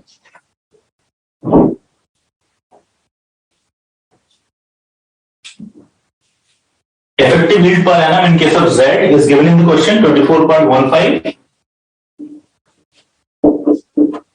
is equal to in case of Z, which is 9,000, and initial investment is 2 lakh. So 9,000 divided by 2 lakh into 100 into 365 upon n. So from this equation, that is 24.15 is equal to 9,000 upon 2 lakh into 100 into 365 upon n. Let us calculate the figure of n, or the number of investment held.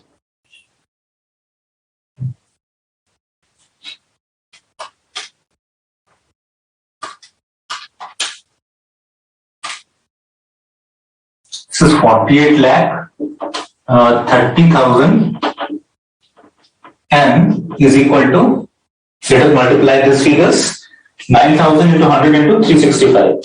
9,000 multiplied by 100 into this 365. It's coming to 3285 0000. So n is equal to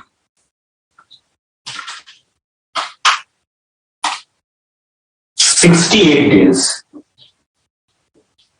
N is equal to 60 and is coming to actually 68 days.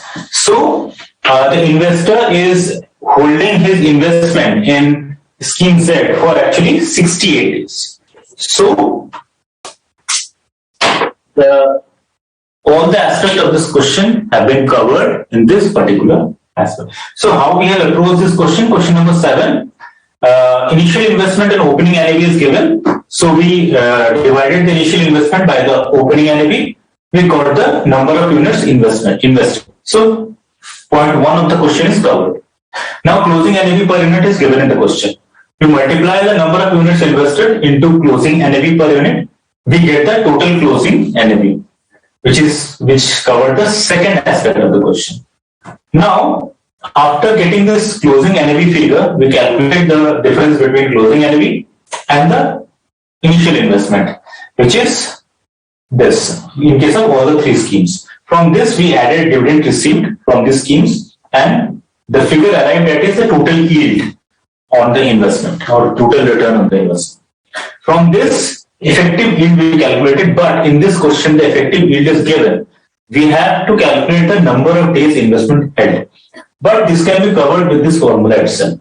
Effective yield per annum is equal to total yield upon initial investment into 100 into 365 upon number of days investment held. This can be calculated in case of all the schemes, scheme X, scheme Y, and scheme Z. How this has been calculated? The effective yield per annum is already given. For example, in the case of X, which is 9.66, and 5029.17 is the total yield of scheme X. Total investment of initial investment of scheme X is 2 lakh rupees. So 5029.17 divided by 2 lakh into 100 into 365 upon n. N is the number of days investment held. So from this equation we calculated n, that is the number of days investment held, which is 95 days. So investor is investing in company X for a period of 95 days. Is holding his investment for a period of 95 days. In the same way, the number of days is calculated in case of scheme Y and in case of scheme Z. So this way the question has been approached. Any other query which is arising in your mind, please ask.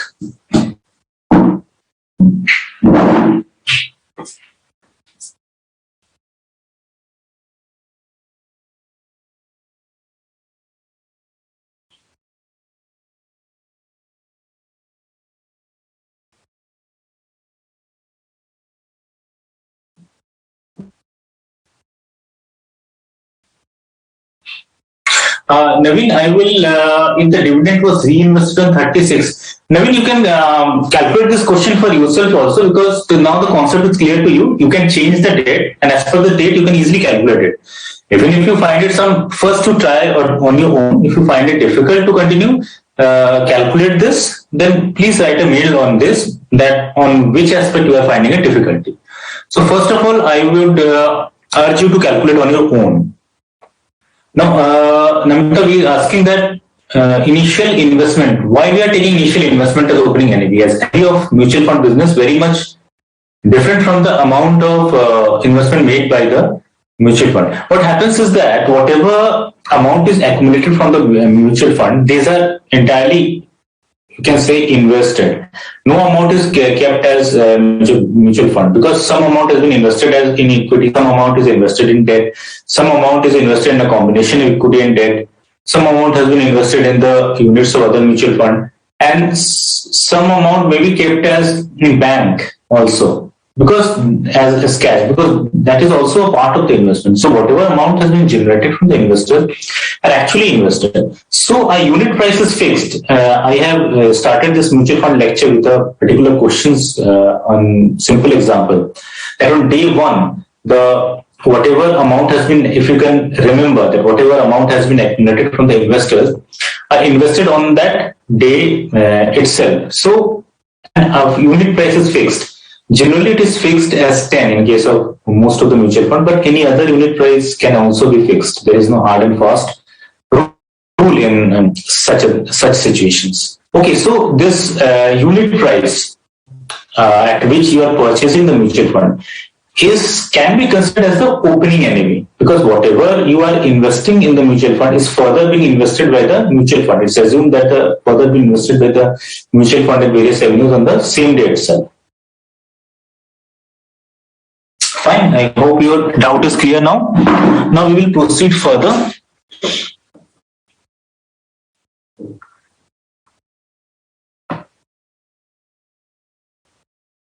Okay.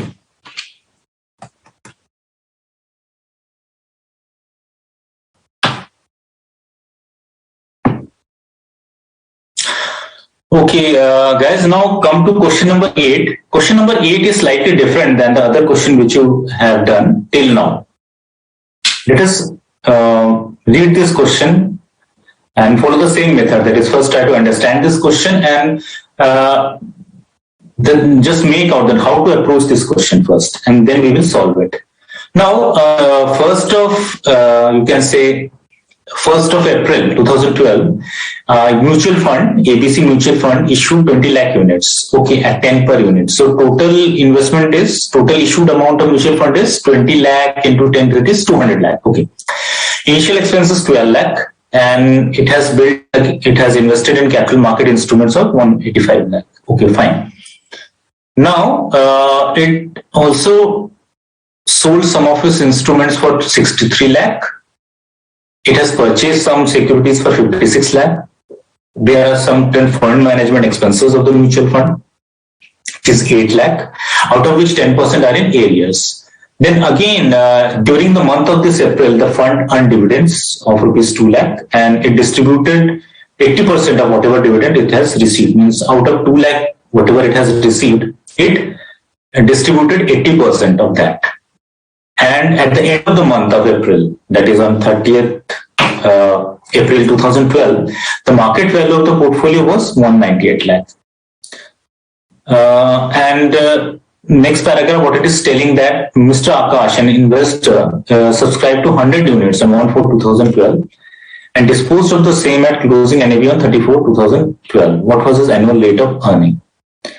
Okay, so Mr. Akash wanted to hold the investment for 1 month only, so we have to calculate the annual rate of earning. So first of all, calculate the monthly rate of earning because he was holding the investment for 1 month only, and then calculate the annual rate of earning. So how the earning is calculated?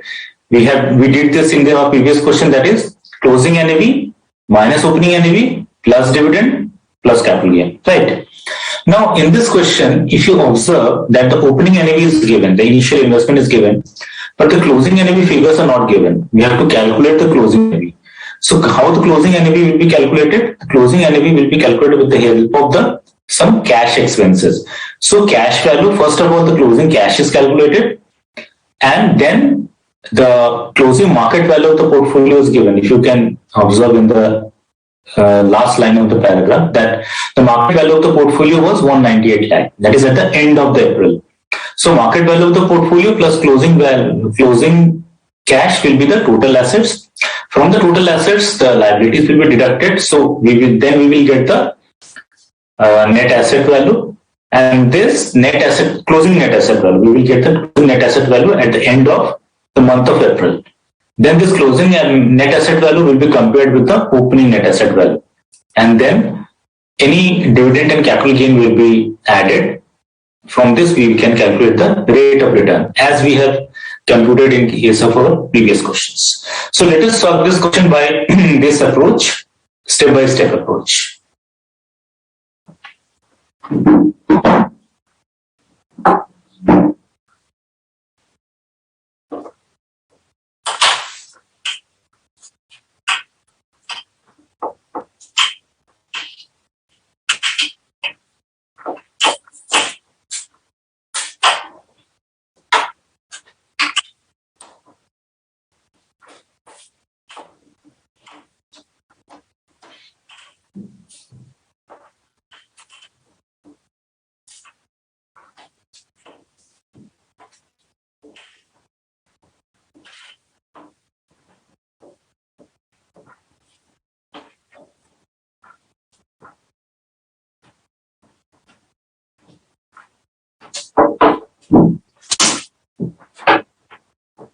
Okay, now let us go back to this question number 7. I mean question number 8, solution to question number 8. Now, first of all, let us proceed with whatever information is given in the question. So, issued amount by mutual fund is total rupees 200 lakh. How this 200 lakh is arrived at lakh, and per 10. So divided by 10, it is 200 lakh. So total issued amount issued by mutual fund 200 lakh less initial expenses are 12 lakh. The amount remaining is 188 lakh. And from this 188 lakh, investment made is 185 lakh.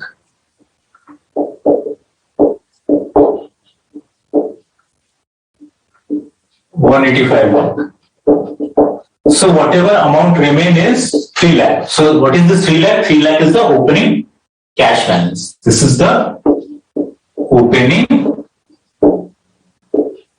cash balance. How? Because this 200 lakh has been issued by the mutual fund, means this 200 lakh mutual fund has got from the investors. It accumulated rupees 200 lakh from the investors. From this, there are certain initial expenses of the mutual fund, which are 12 lakh. So the final amount which we got is next amount we got is 188 lakh after deducting the initial expenses of the mutual fund. From this amount, investment has been made to the tune of 185 lakh. So this 3 lakh which is remaining is the opening cash balance. Now, if you observe in the question, there are certain cash expenses and there are certain cash receipts. So this adjustment for cash expenses and cash receipts will be made in order to arrive at the closing cash balance. Now, let us see how this will be calculated. Now, during the month of April, it is given in the question that it disposed of, it means the mutual fund disposed of some of the instrument is 60 lakh or 63 lakh. So, instruments sold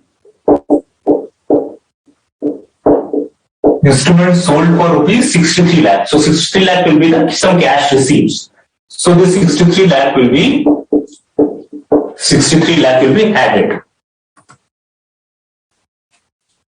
Now, and they use the proceeds in purchasing securities for 56 lakh. Now, 56 lakh of securities have been purchased. So, these are cash expenses. This will be deducted. Securities purchased.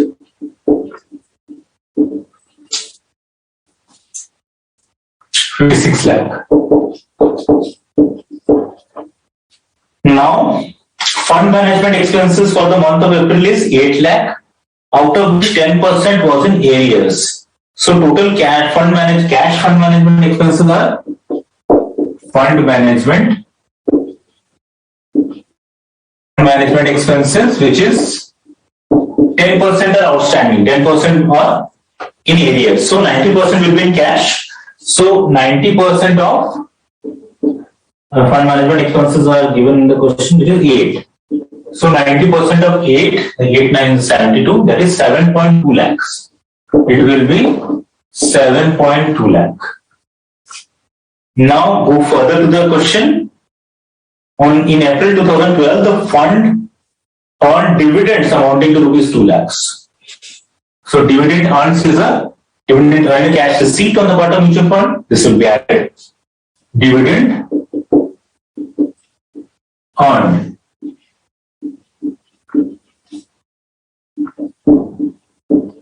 rupees 2 lakh. And then it is said that it distributed 80% of the realized earnings, means whatever dividend it got has been distributed, means these are cash expenses, and capital gains are also been distributed, because in the question it is said that of the realized earnings. So whatever capital gain dividend it has received, it will be distributed. So dividend distributed will be 80% of the amount is distributed. So 80% of 2 lakh, it was a 16, which will be 1.6 lakh. And the capital gain is also distributed. So it will be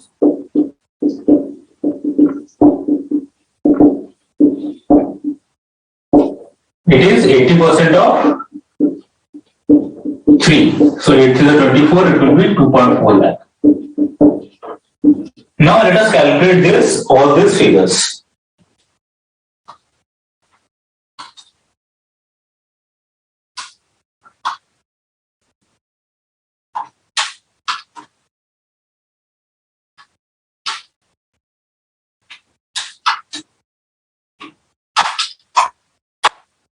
So amount is 0.8 lakh or 80,000. So what is this? This is the closing cash balance.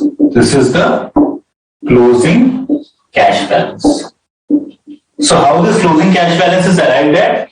From the opening cash balance, whatever cash receipts were there were added, and whatever cash expenses were there were deducted. So final closing cash balance is 0.8 lakh. There are other assets also, because it is given in the question that please see the last line of the first paragraph, that is on 34/2012, the market value of the portfolio was 198 lakhs. So this will be added, the market value of portfolio. What is the market value of portfolio? Market value of portfolio is actually the investment which has been made. So current value of the investment is an asset which will also be added. So market value of the investment is 198 lakh. So the total assets will be 0.8 plus 198 lakh. It will be 198.80 lakh. This is the total asset value. From this, the liabilities will be deducted. What are the liabilities? Liabilities, only one liability, which is outstanding fund management expenses. So outstanding fund management expenses will be deducted, which is actually 10% of 8, which is given in the question that out of 8 lakh, 10% is in arrears. So 10% of 8 lakh is 0.8 lakh or 80,000. So the net asset value will be 198.80 minus 0.8. It will be 198 lakh. So it is the total net asset value.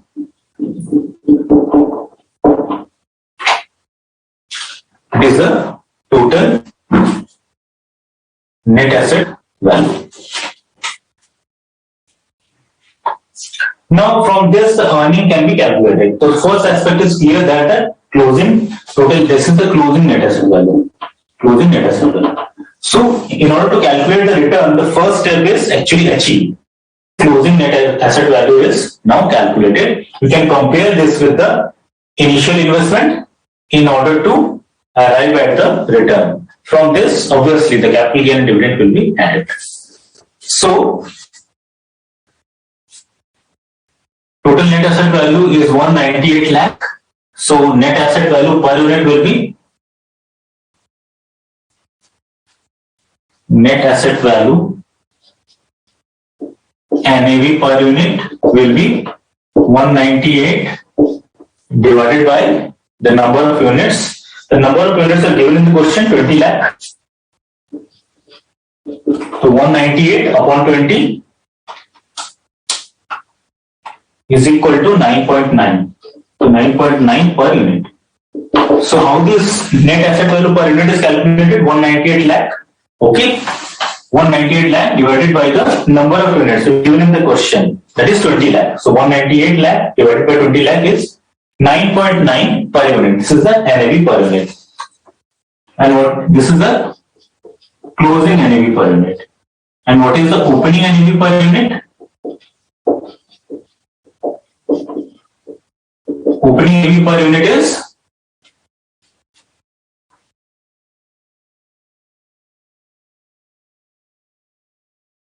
200 lakh upon 10. It is given in the question 10 per unit. So, difference between closing minus opening, it will be 0.10 per unit. But if you observe that this difference is in the negative, because opening NAV is more than the closing NAV. So, the return is in the negative. But there are certain other aspects, that is dividend and capital gain also have to be added to calculate the return, as we have done in the previous questions also. So let us add the dividend first. So dividend is basically what the investors have earned, 1.6 lakh, but we have to calculate it on per unit basis. So dividend per unit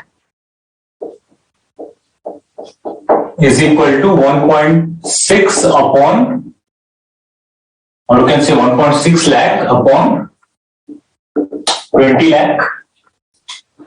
So 1.6 upon 20 is equal to 0.08.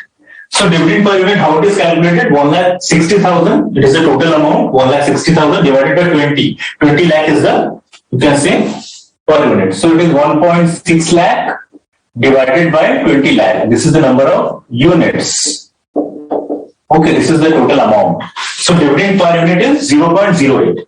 In the same way, capital gain per unit can also be calculated. Let us calculate the capital gain per unit.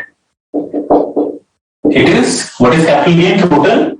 2.4 lakh means 2,40,000. 2.4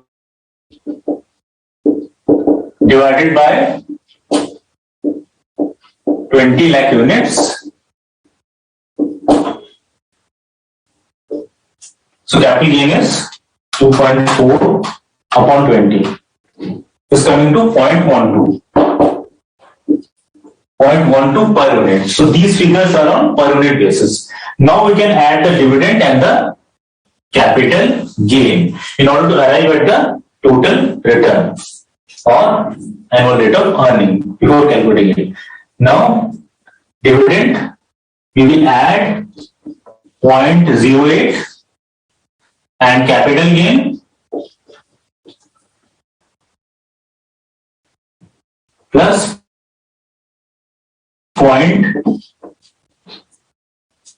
so minus, this is 0.01 is minus, 0.08 is the dividend and 0.12 is the capital gain. So figure arrived at is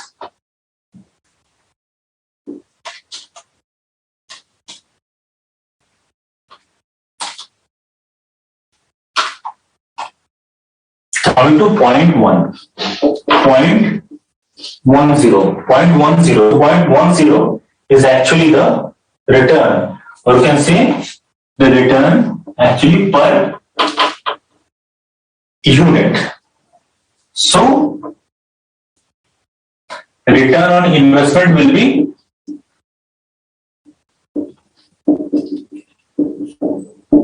0.10 return we have calculated. How this we have calculated? Difference between closing and opening NAV, which is a negative figure. We added dividend 0.08. We added capital gain 0.12. The figure is 0.10. So 0.10 divided by this is the 0.10 per unit. So divided by the initial investment, which is the 10 rupees per unit. Rupees per unit, 10 per unit into 100. So 0.1 upon 10 into 100, which is coming to 1%. So 1% is actually the monthly return. This is the monthly return because we calculated for the month of April.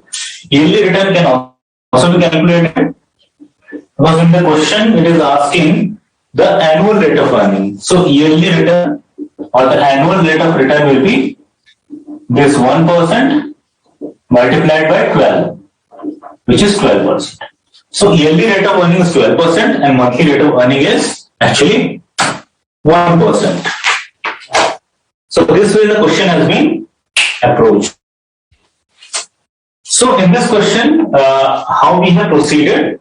First of all, we have calculated if you observe the question carefully, that opening NAV is given but closing NAV is not given. We have to calculate the closing NAV first. Why? Because the question asks for annual rate of return. Before calculating the annual return, the difference between the figure of closing and opening NAV has to be calculated. Then the dividend and capital gain has to be added. So how the closing NAV has been calculated? If you see that the total amount invested by the mutual fund is 200 lakh, from this initial expenses has been deducted, then certain investment has been made and the total opening cash balance after all this is rupees 3 lakh. From this certain cash expenses and certain cash receipts has been made. So the closing cash balance is 0.8 lakh or 80,000. From this, the closing market value of portfolio, this is the closing value, because this is the value at the end of the month of April. So closing market value of portfolio means whatever investment has been made by the mutual fund is 198 lakh. So cash balance and the total investment value, closing investment value. So total asset value of this mutual fund is 198.80 lakh. From this, the liabilities has been deducted. There is one liability given in the question, that is outstanding fund management expenses, which is 10% of 8 lakh, which is 0.8. So we deduct the total, deduct the liabilities from these assets, we get the total net asset value, which is 198 lakh. Now we calculated the closing net asset value per unit, which is 198 lakh divided by 20 lakh, which is the units. It is given in the question. So 9.9 per unit is the closing NAV. Opening NAV is 10 per unit. So there is a negative return, 0.1 per unit. From this, the dividend and capital gain is added. So dividend and capital gain per unit is also calculated, because in this case the total amount of dividend is given 1.6 lakh. So 1.6 lakh divided by the number of units, which is 20 lakh, we got the dividend per unit, which is 0.08. In the same way, capital gain is calculated 2.4 upon 20, which is 0.12. So out of the difference, from this difference between closing and opening NAV, the dividend has been added and the capital gain has been added. So this is 0.1 per unit. This is the return. Now return of investment is calculated 0.1 per unit divided by the initial investment amount, unit amount, which is given in the question, which is 10 per unit. So 0.1 upon 10 into 100, which is 1%. 1% is the monthly return for the month of April. 1% is multiplied by 12, which is the yearly return or annual rate of earning, which is 12% in this particular case.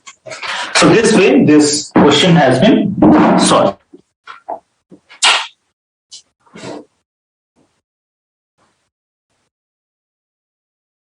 Yes, Namita, this point 08 has been added actually. This point 08 dividend has been added in order to arrive at the total return. This is 0.10 is actually the total return.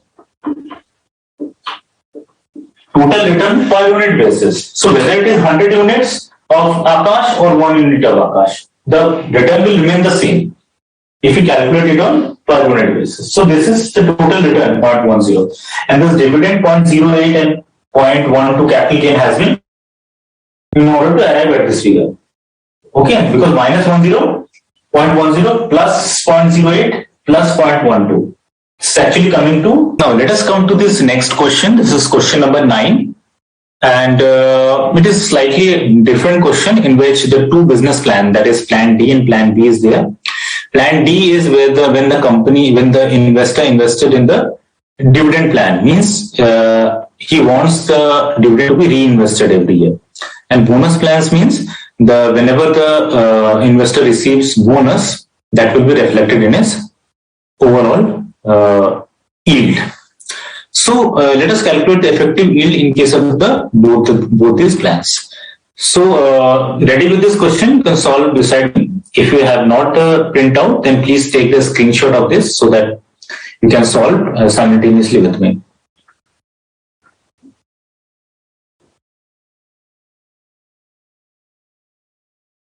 Namita, in case of in order to calculate the value of portfolio, total net asset value, always the market value of portfolio is taken, because we are taking always take the current value of the investment, not the book value. So market value of the investment is always taken.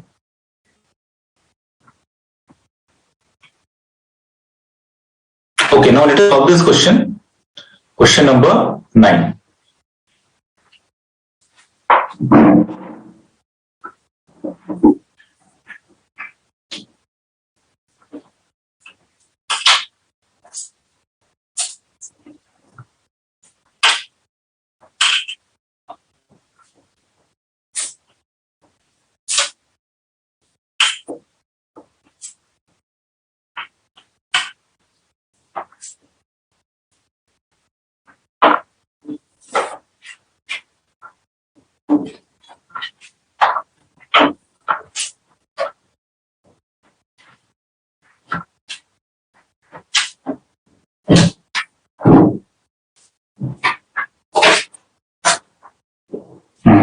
Okay, now get on with the question. First, we will take the dividend plan.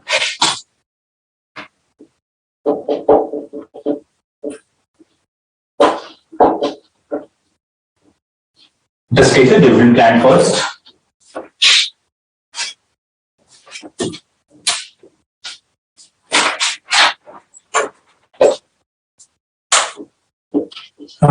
Date, investment, dividend payout. Fourth column is dividend reinvested.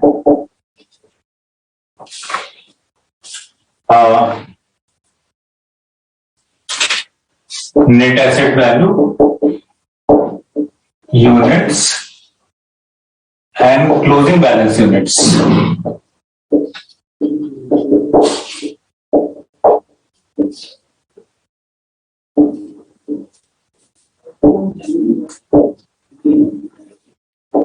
So when the investment is made in this plan D, it is made on 1/4/2005.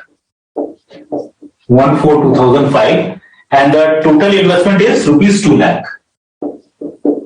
It is given in the question on 1/4/2005, the investment of 2 lakh has been made by a mutual fund company in the dividend plan. And dividend payout on 1/4 it was nothing, but net asset value on 1/4/2005 was, in case of dividend plan, was 38.20. It is given in the question. 38.20. So investment upon the NAV per unit, this is NAV per unit. You can calculate the number of units as we have done in the previous questions also. So let us divide this 2 lakh upon NAV per unit, that is 38.2, coming to 5235.60. So closing balance will be same in case of 1/4/2005. Now let us see what happens in case of dividend payout. On 30/9/2005, on 30/9/2005,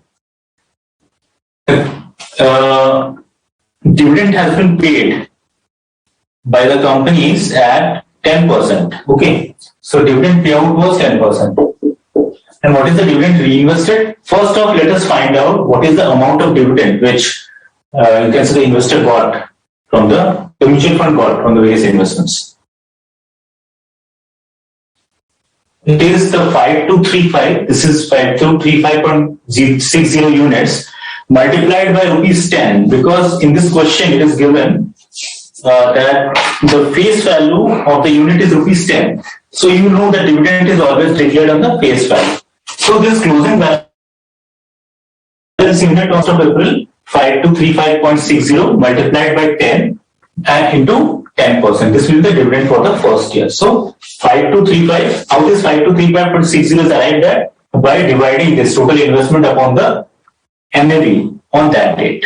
So 5235.6 multiplied by 10 is the face value, into 10% dividend. So that will be dividend reinvested will be 5235.60. And NAV on that date means NAV on the 39/2005 is 39.1. 39.10. So dividend invested upon NAV per unit, you will get the number of units. So let us calculate it. It is 133.90. Now the units as on 30/9/2005 because of reinvestment is 133.90. So we will add this closing balance as on 1st April 2005 plus the units of 133.9. So these two will be added in order to arrive at the closing balance units as on 30th September 2005.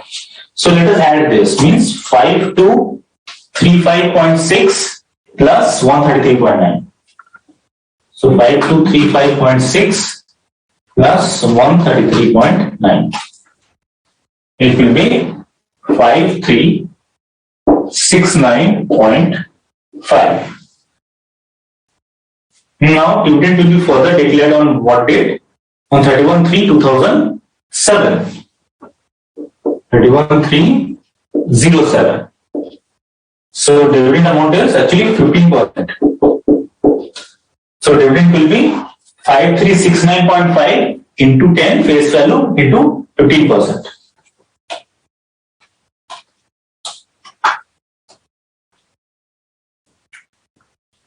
$8054.25. 8054.25 and NAV on that date means 31/3/2007. It is 44.2. We divide this dividend reinvested by the NAV per unit in order to arrive at the number of units.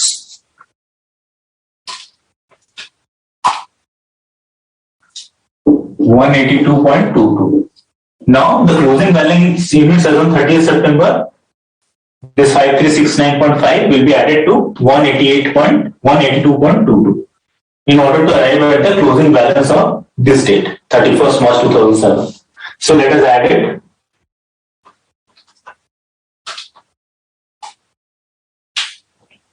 It is 555.1.72. Now the next dividend is declared at 15/9/2008. Dividend payout is 30%. Again, this closing balance 551.72 into 10 into 30%.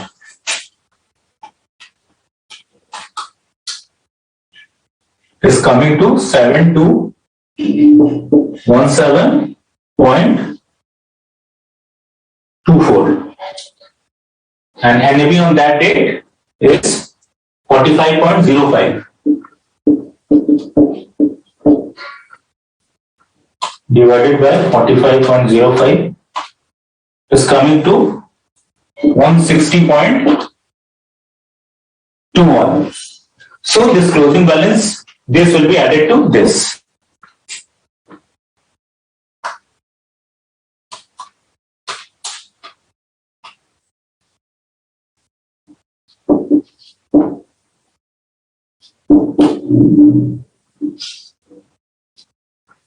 Next, the dividend is declared on 27/3/2009.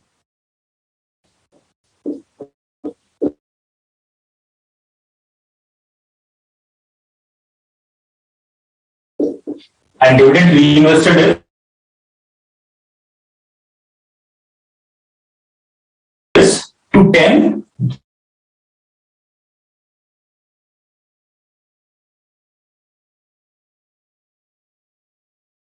The face value. So this is actually coming to 9139 point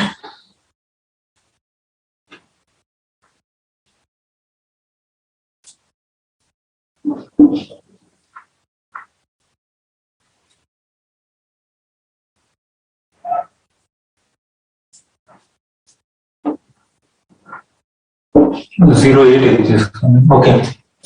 And the net asset value is 44.8. So divide this figure, 44.8 point, or you can write it as 204. Add this figure, closing balance 5711.93 plus 204 as on this date.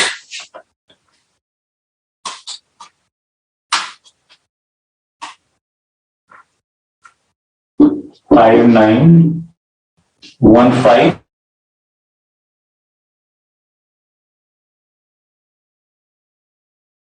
point. Okay, so now no dividend is further declared the redemption amount.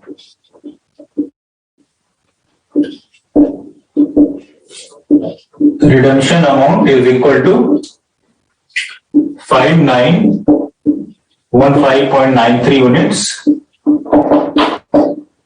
This is closing units multiplied by the NAV as on 31st of March 2010, because we have to calculate the NAV on this date. This is the final date, that is 31/3/2010. The NAV was 40.4. This is the question. NAV as on 31/3/2010, that is 40.4. So it is multiplied by the closing NAV, 40.4.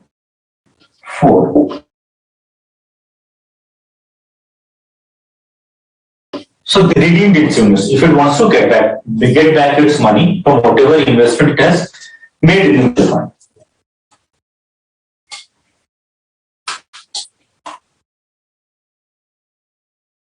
It's coming to 39,003.107. So this is the redemption of 7, and the amount invested is 2 lakh. It is given in the question. That is 39,003.47. So what is the return on investment? Percentage return on investment. Percentage return on investment is 003.47 divided by the investment value, which is lakh, into 100.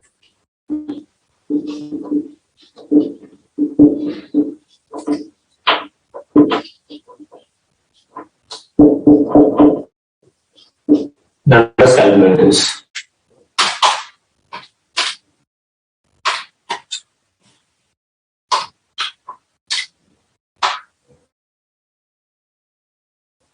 Another aspect in this question is that 5 years. These figures are for 5 years. We observe that one for 2005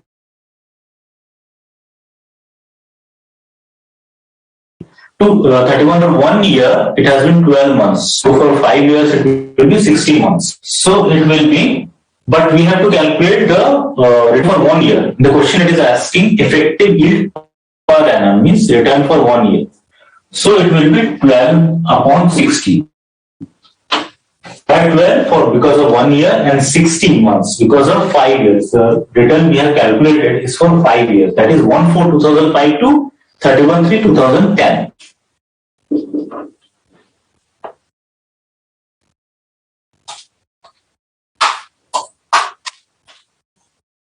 So it is actually coming to 3.9%.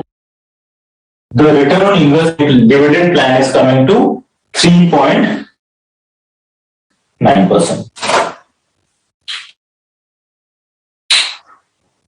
Now we will go to the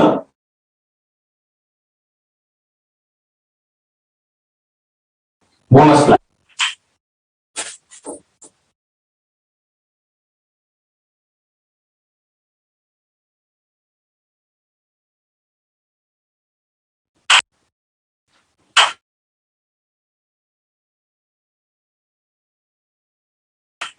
Now we will go to the bonus plan.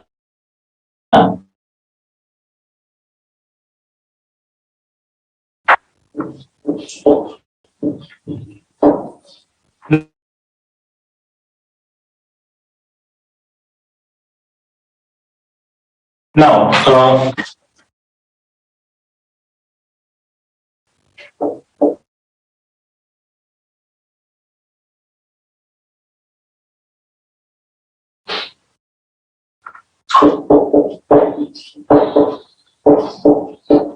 this total bonus units.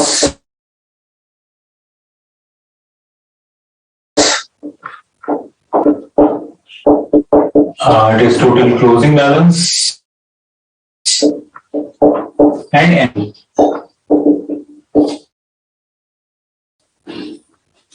First of April 2005, 1/4/2005. What is the amount? Rupees 2 lakh.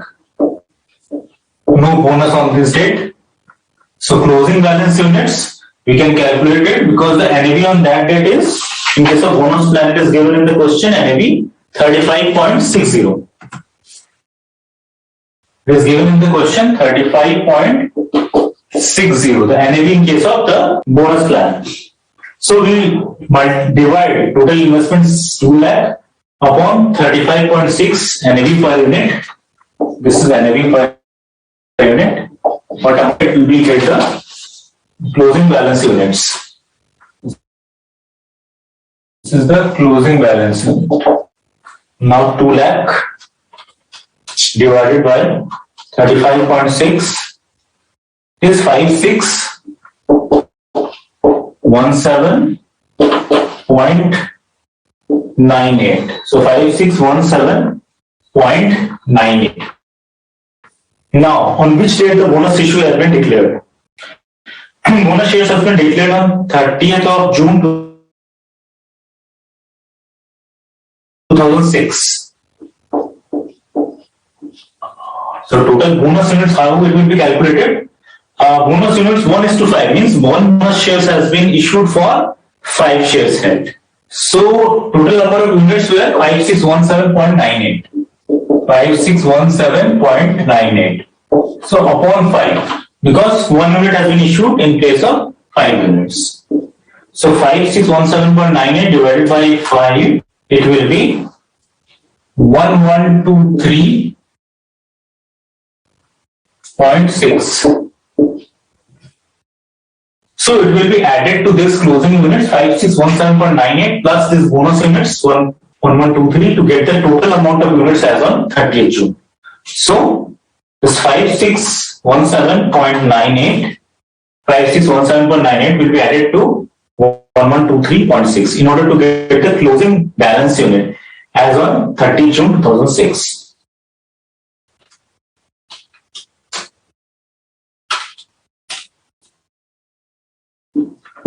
So 5629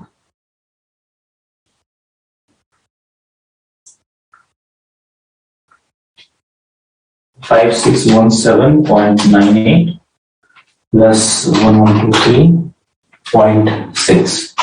So it will be coming to 6741.58.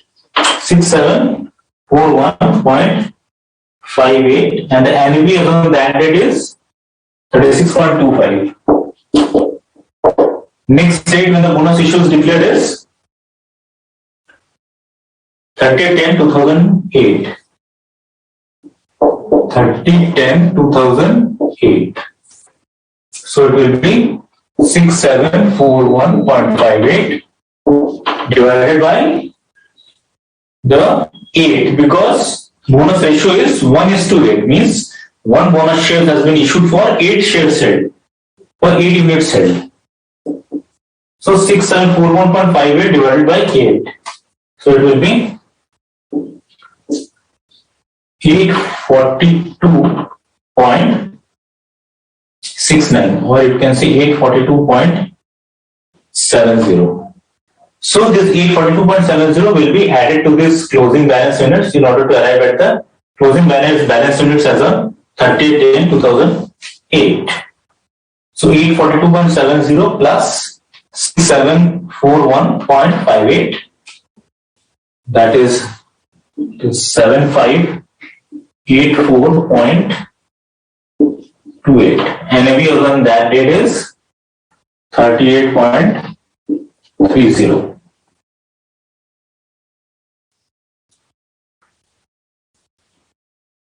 Okay. Now next bonus issue is on 11/4/2009.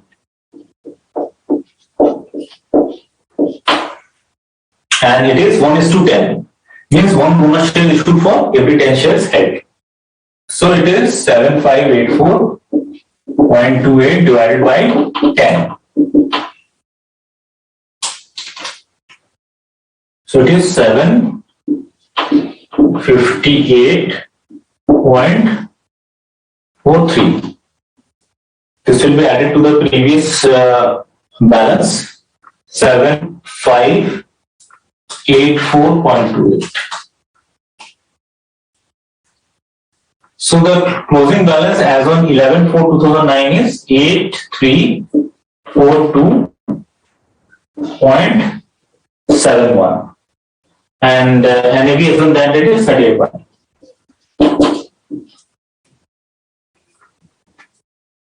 Okay, now the redemption amount will be calculated.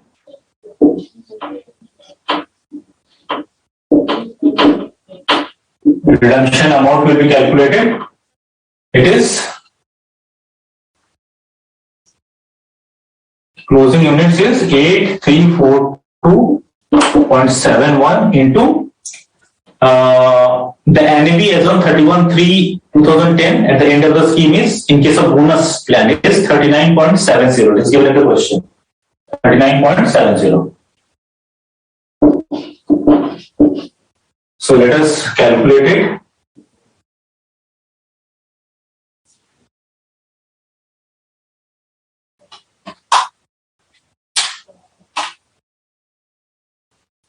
It is coming to 331,205.50.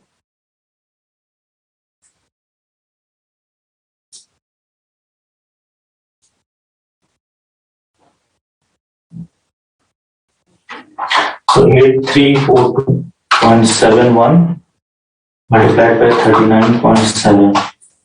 It's come to 0.59. Sorry, it is coming to 59. Okay. So return is 31 lakh 331,205.59 minus the initial investment, which is 2 lakh. So this is the redemption amount, 3,31,205.59 minus this is the initial investment amount, 2 lakh. So let us calculate. Return will be 1,31,205.59. So let us calculate the return on investment. 1,31,205.59 upon 2 lakh into 100 into 12 upon 60.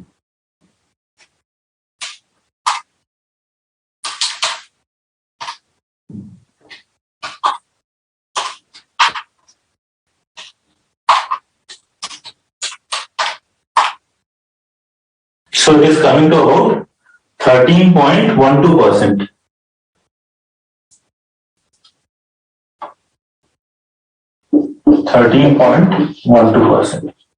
So bonus plan it is 13.12%. So this way the bonus plan has been calculated. How this has been approached? Total bonus units we have calculated closing balance units on 1/4/2005 in which the investment has been made. How this has been arrived at?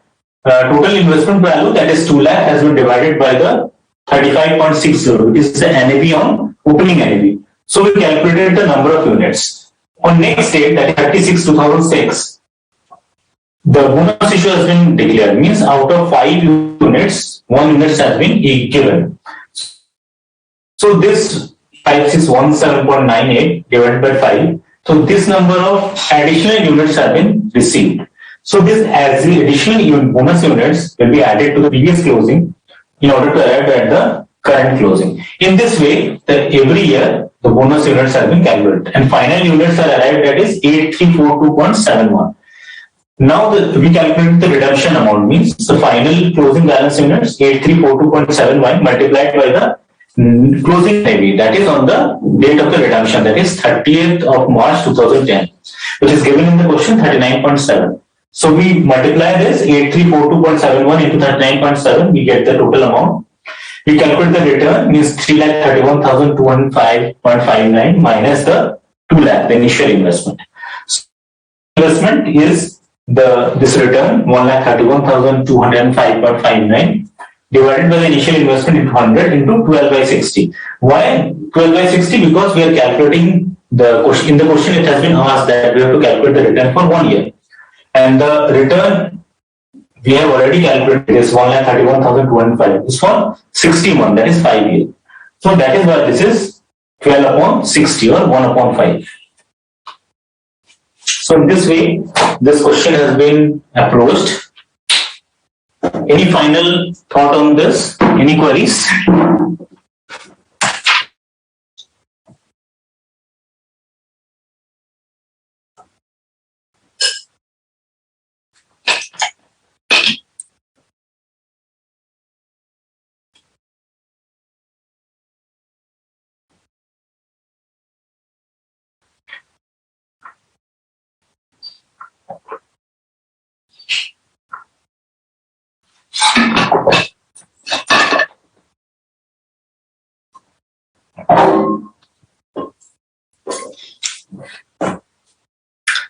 Now we proceed to the next question. The query has been asked that yes, that the company is actually given the dividend on the amount which has been invested, not on the, because mutual fund, whatever amount has been invested by the mutual fund in the various schemes, and the companies declare dividend to the mutual funds, and from that the dividend has been passes on to the various investors. So this is actually the mutual fund is getting dividend, you can say, from the companies in which it has been invested. This 10% dividend which has been given on 30th/9/2005, 10% dividend, which is getting from the various dividend companies. And this has been further been reinvested back into the various units.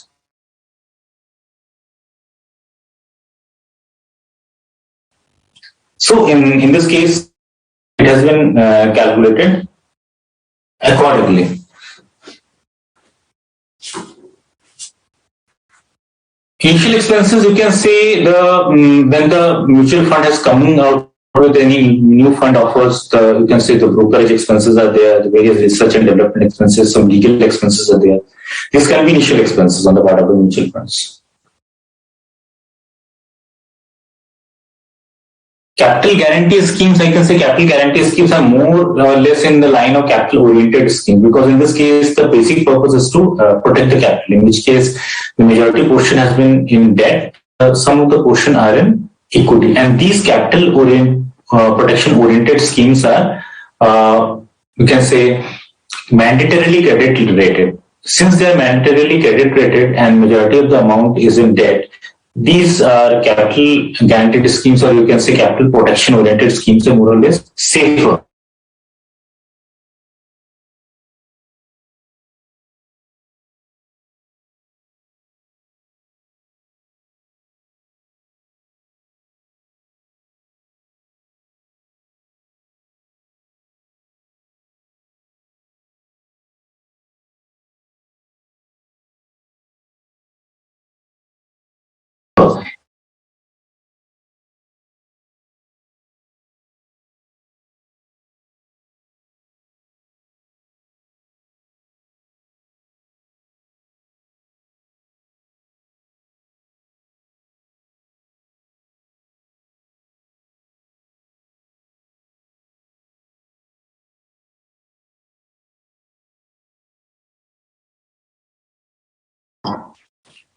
Now it has come, na?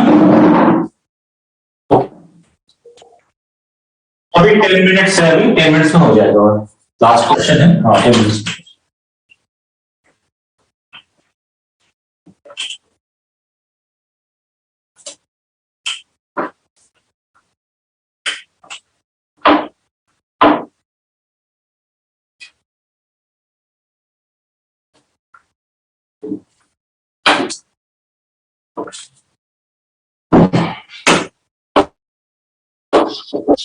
Okay. Now this is the last question on this question number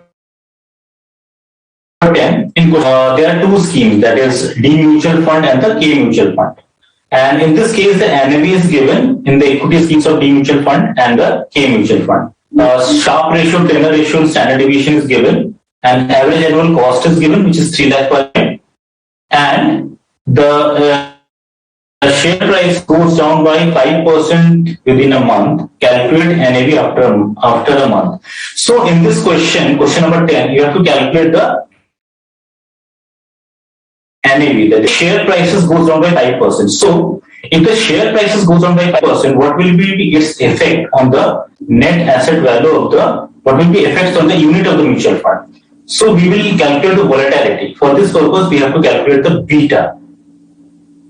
And beta can be calculated with the help of the information which has been given in the question, that is Sharpe ratio, tenor ratio, and standard deviation. So we will proceed like this. First of all, we will calculate what portion of the D mutual fund is equity and cash, and then we calculate the beta, and then we will calculate the volatility, and then lastly we will arrive at the net asset value. So let us try to solve this question. D mutual fund and K mutual fund. Okay. Now,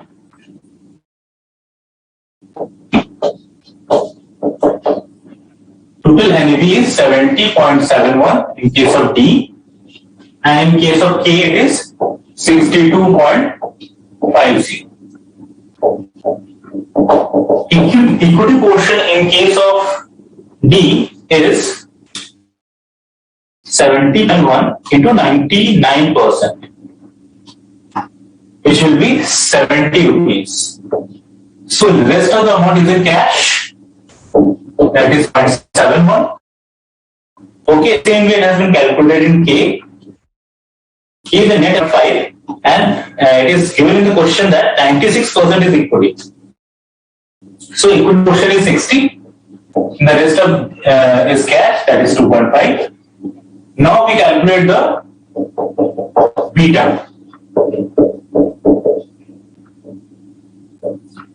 D mutual fund, K mutual fund. Sharpe ratio. How Sharpe ratio is calculated? You know that average return minus expected return upon the standard deviation. So D, how it is calculated? Figure of this result. Sharpe ratio is given in case of D, that is 2 is equal to AR minus ER upon standard deviation is also given 11.25. So AR minus ER will be this 11.25 into 2,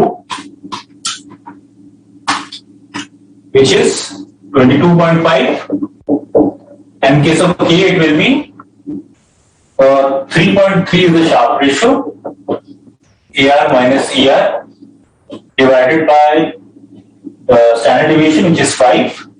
So AR minus ER is equal to 5 into 3.3 is equal to 16.5. Now we calculate the beta with the help of the trainer ratio.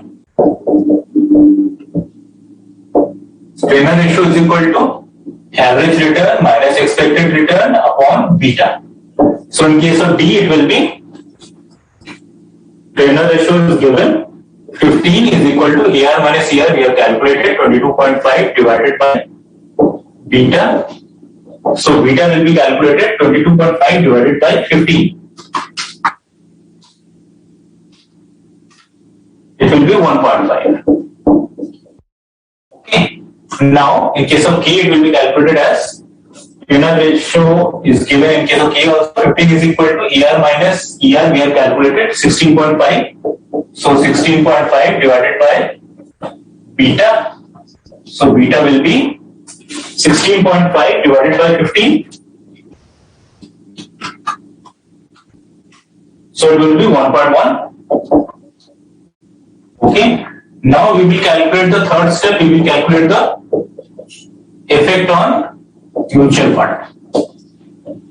Effect on mutual fund if the market price goes down by 5%. In case of D, in case of K. So if the market price goes down by 5%, you can say the mutual fund will go down by 1.5% because the volatility is 1.5. So it will be D 5 into 1.5 in case of D. So it will be 7.5.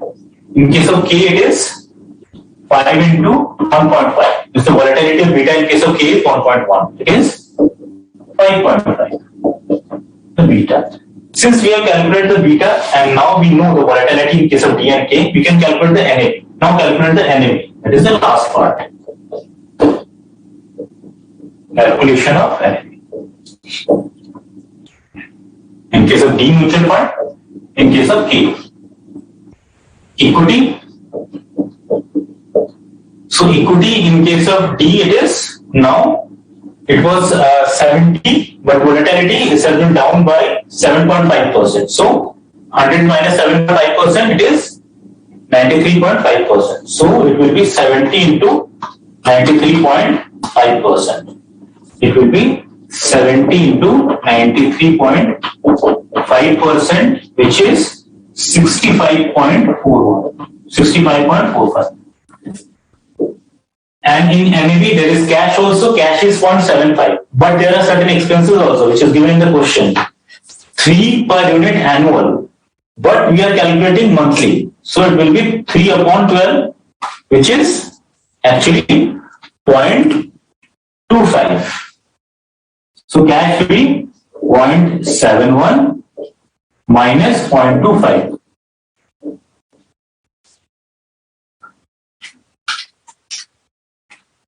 Is 0.46. So let us add this equity and cash, which will be the NAV in case of D scheme. So 65.45 plus 0.46. So 65.91. 65.91 is the final NAV. 65.91. 65.45. 70 to 92.5%. No, actually 7.5%. There is like 72.7.5% volatility. So it will be 92.5%. Sorry. So 70 into 92.5%, it will be 64.75. It will be actually 64.75 minus 0.46. So it will come to 64.75 minus 0.46. 64.75 minus 0.46. It will come to 64.75 cash will be added to it, 0.46, it will be coming to 65.21. So in case of K, it will be equity is 60. So 60 into 92.5%. 60 into 92.5%. It is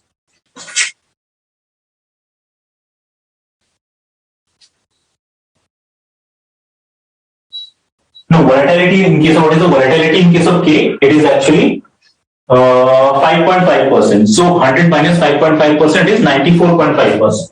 So it will be 60 into 94.5%. 60 into 94.5%. So it will be 56.7 less cash. Cash will be 2.50 minus 0.25. Okay, 2.5 is the cash in case of K minus this 0.46, minus 0.25. So it will be 2.25. So 56.7 plus 2.25 is equal to 58.95. So this is the final figure. So the NAV in case of scheme D is 65.21 and NAV in case of scheme K is 58.95. So this way we have approached the question. First of all, total NAV is given. We calculated the NAV by segregated into equity and cash. Then we calculated the beta with the help of Sharpe ratio and Turner ratio. Then we calculated if the volatility or beta in this case for 1.5 in case of share market is down by 5%, the units will be down by 1.5.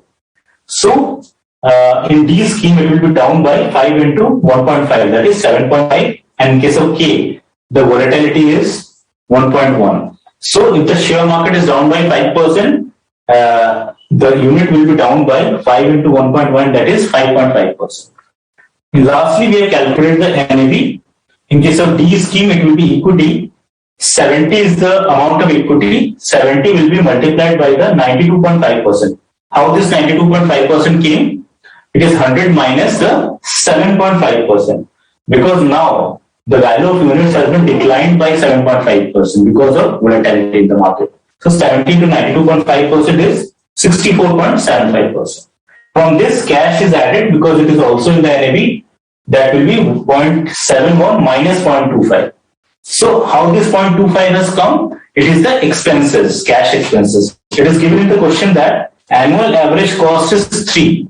But this is the yearly figure. We calculate the monthly figure by dividing 3 upon 12, which is 0.25. That is why 0.71 minus 0.25, which is 0.46. We added the two figures, equity 64.75 plus cash 0.46. That is why the total NAV of the D scheme is 65.21. In the same way, it has been calculated in the case of K. K, the value of equity is 60. The market volatility, the market has come down. The value of units have come down by 5.5%. So it will be 60 into 94.5%. That is 100 minus 5.5. So the value of K now has come down from 60 to 56.7. Cash has also been added. Cash is 2.5 in the case of K. From 2.5, certain expenses have been deducted, which has been 0.25. That is 3 upon 12. 0.25 is the cash expenses.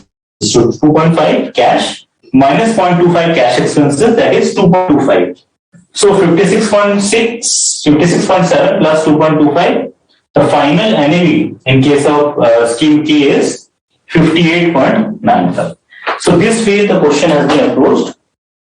So I've taken almost all the questions in case of the assignment and try to solve it in the most simple manner. In spite of that, if you find any difficulty in solving any of the questions, please write to us at the number which has been mentioned in the PPT itself.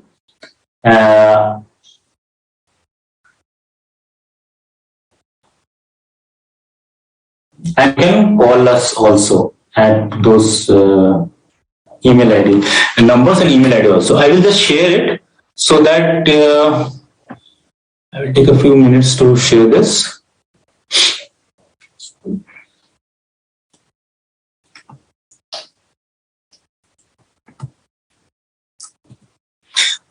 This is the email ID at which you can write to us, sfm-final@icai.in, and this is the number 0120 3045 956. Okay, so this is how it has been approached. I think, Namita, you have got your answer. It has been actually been added. My mistake is that been deducted at the evening. Yes, Tejanshu, we will get the notes. It will be shared to you, so don't worry. So I hope this lecture of mutual fund has been enriching to you. Thank you so much. Thank you for your valuable time, and have a good day. Thank you.